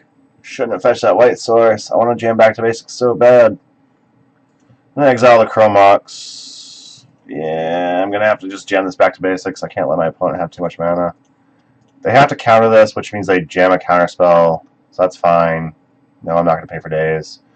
If I can top deck a white source, I can jam Humility next turn. If I can jam Humility and resolve it, I think we're in good shape. Again, it depends if my opponent is running Maelstrom Pulse. A lot of these decks are just on Abrupt Case, thinking that's good enough. Often it is not. If this is a Hymn to Torok, which it can't be, I almost forgot about that. Well, yeah, Veil, that's a pretty good card. I mean, at least they can't target me, which is cool. I'm honestly not a fan of Jace Architect of Thought over Jace Mind Sculptor or Humility, so I'm going to discard Jace Architect. You don't know what's going on, I'm officially lost. Yeah, this is some type of weird bug-like wannabe mid-range. I don't know. We're going to jam Back to Basics again. Okay. My opponent's got 2 men off Deathrite in the next couple turns. Can't just jam Humility, which is a little awkward. Probably going to end up discarding that. If I top deck Ancient Tomb, I'll definitely jam a Jace next turn.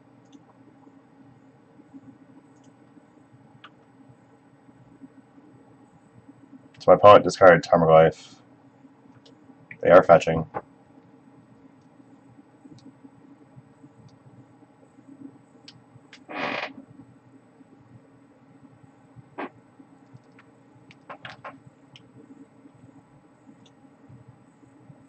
Sylvan Library is a very good card. That's not an Ancient Tomb. That sucks. We're going to lose our Jace the Mind Sculptor here. But we're at the point where I can almost cast everything. Now we draw. Yeah, I think Back to Basics probably hurt us. That probably was a bad jam, but...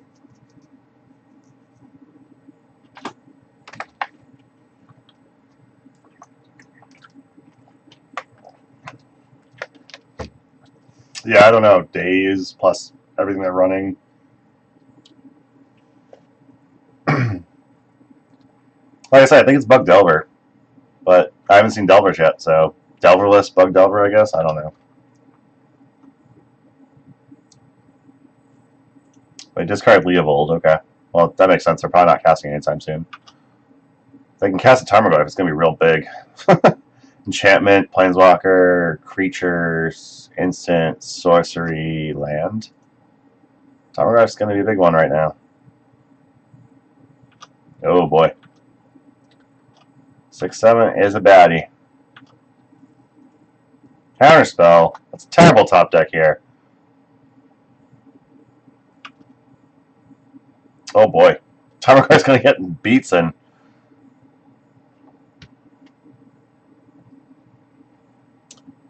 Well, I mean, like, Bug Delver at least runs like a one of Leovold and like a couple Liliana, so I wouldn't be surprised if it's Bug Delver, but you're right. There is a lot of 3-drops going on in this deck.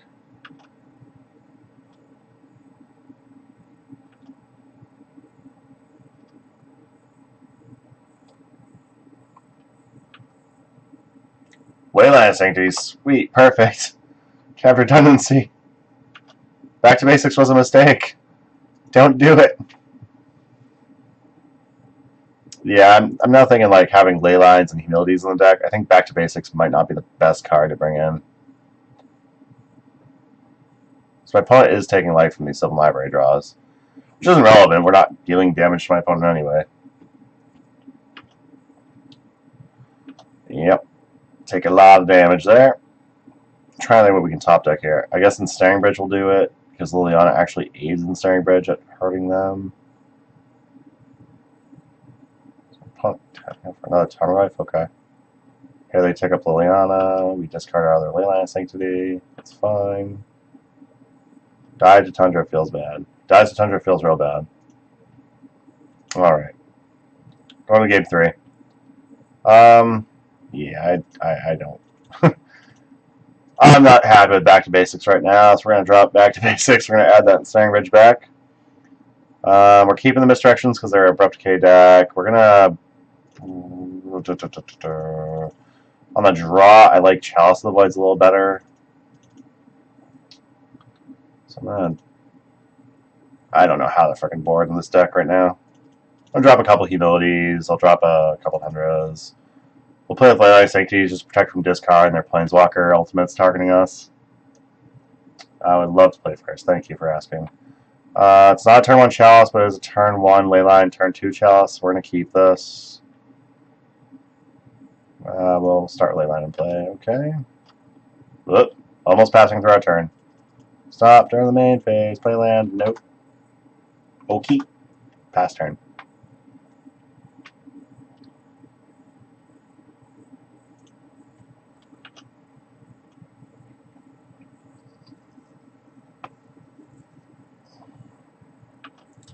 Of course, we can't turn on Chalice. They have Deathrite Shaman. That's unfortunate. Alright, let's try and jam this Chalice now. Hope they don't daze. We'll not be fetching out Tundras. We don't particularly need them. We have a Leyline in play, and we drop 2 Humilities.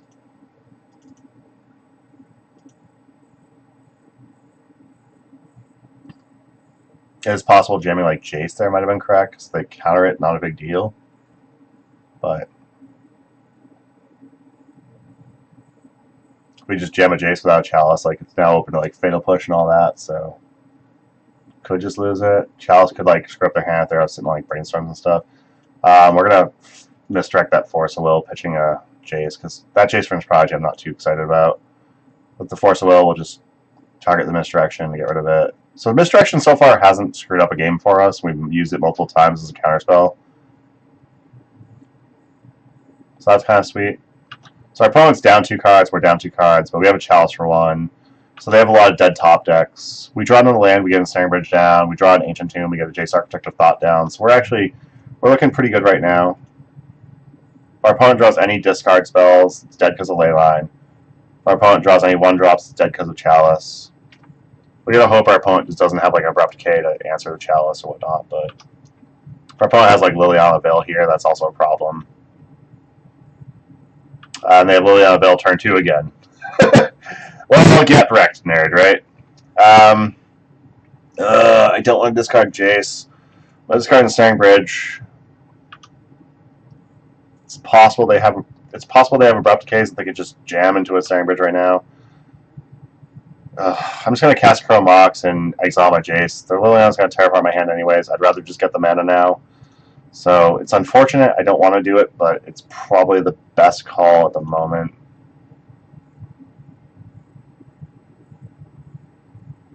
Yep. You have Liliana activation. I'm just going to have 6 that. Nice Wasteland, dickbag. Turn 2 Liliana Bell 2 games in a row. That's miserable. 8 misdirection, dealt 2 to me. Okay. Play my land, say go.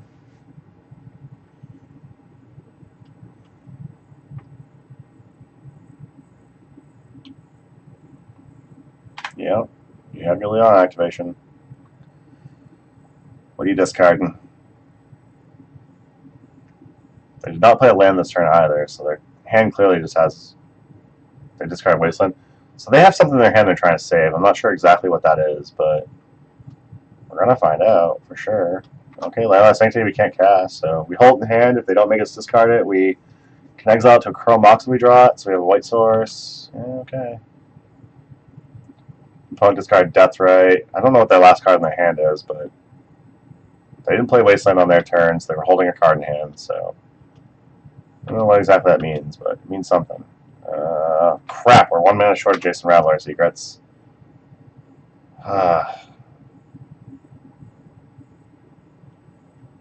Yep. We lose Jace. Your Deathrite has no more food. Your Deathrite's going to have to start attacking like a tool. Your discard Spell Snare. Okay.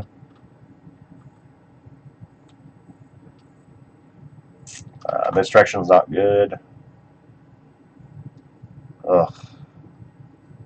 Turn to Liliana Bell, so good. There's the combat, Deathrite.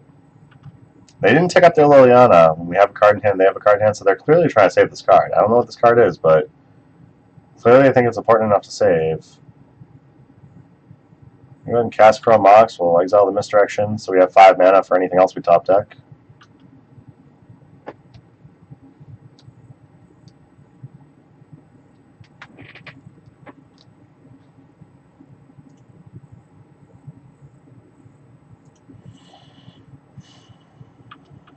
Assuming they have counter magic in hand that they're trying to hold on to, but I don't know if that's a good assumption or not. I have no idea.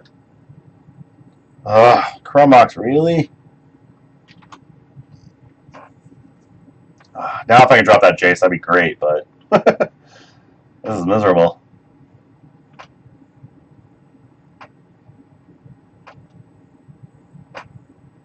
Yep, I lose my Chrome Mox, oh no. They lose Brainstorm, they're going to eat it with Deathrite, put me to 6. So I need to like draw another Jace Unraveler Secrets, play that, and balance their Deathrite, basically. Or Jace the Mind Sculptor works. Hey, look at that, Jace the Mind Sculptor. So the cards in their hand aren't Force Blue card, and that's why they were holding the Liliana for turns. Yep, Force Blue card, of course. Why wouldn't it be? Perfect. That's frustrating.